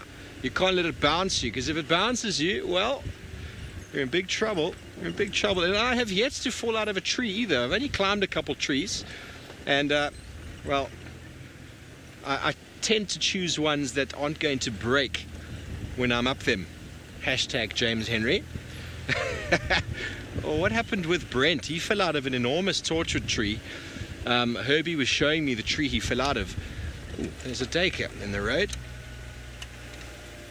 Brent fell out of an enormous tortured tree, and he just missed a very sharp branch or stump on the ground. That's all fun and games that he survived, but that could have been pretty bad. For Brent, that is, not for the stump. There's the delicate movements of the daker. A female daker. We are on the road called Ingwe Alley, which is Leopard Alley. This is a road that we very famously find all sorts of cats on, namely Hosana, Tingana and Tundi. So that's what we're going for. We're going for a last-minute leopard. It would be wonderful if we could find one. Wonderful if we could find the Duke himself. Wouldn't that be marvelous? Yes, it would be. On we go. Lights on. Daker's moved out of the way. Daker have got that very particular sort of size and the distance of the eyes together that make them look very similar to a leopard. Very, very similar. Very easy to confuse distance. If you're looking in the long grass, you can think it's a leopard. Just that sort of size and shape. But when you do get the body and you see the actual body, well, it's very difficult to get them confused, should I say. Even from the drone, we spent a lot of time getting confused with dakers in the beginning. And eventually we got quite good at spotting leopards from the air. But anyway, from Wildebeest and myself, it has been a really interesting and awesome afternoon from our side with regards to the wild dogs and all that activity. And we're going to have a beautiful evening. We're going to be ripping off Scott for the next month or so. It is his Irish pirate accent. And let's go for the final end of the show to Taylor. Good night.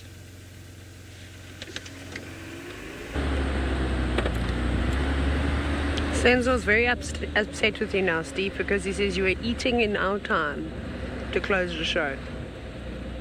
No, I'm just He also did it in a really weird voice. Also, I'm just joking, guys. We don't get upset with one another. I did ask Nikki if we could extend the show, though, because I've got some great jokes. I don't. I've got none. Right, we're... Ooh, mousy! Did you see that, Senzo? Look, look, look, look, look. It's so small. Okay, infrared is off. Hello, little one. Look how small and tiny it is. Of course, I found a little mouse. It is now frozen in the grass. Don't worry, we don't have any lights on it or anything. That thing is like the length, with its tail, the length of my index finger. That is how small this little creature is. It hopped on the road. I thought it was a frog initially, but it is not a frog. Little mousey, can you turn around, please, so we can see what you are? I haven't got a clue what species this is. I know it's one of the striped mouse. Perhaps it's a little pouched mouse or a field mouse. There you go. I think it's realised that we don't want to eat it. And I don't think it will stay out for very long. Oh, sorry. It kind of does resemble a little pouched mouse. Off you go. Run, run. Be safe. Don't get eaten. Precious little darling. Well, of course I would say something like that about a mouse, but that was really cute. Right, we've only got 20 seconds left. Do you think I can recite the alphabet? No, I probably won't because I don't know all the letters. Anyways, it's been a fantastic day, as Steve has said, and you can look forward to it again tomorrow morning on the Sunrise Safari. So join us then and keep an eye out on the dab cam. Toodaloo, bye-bye. See you later.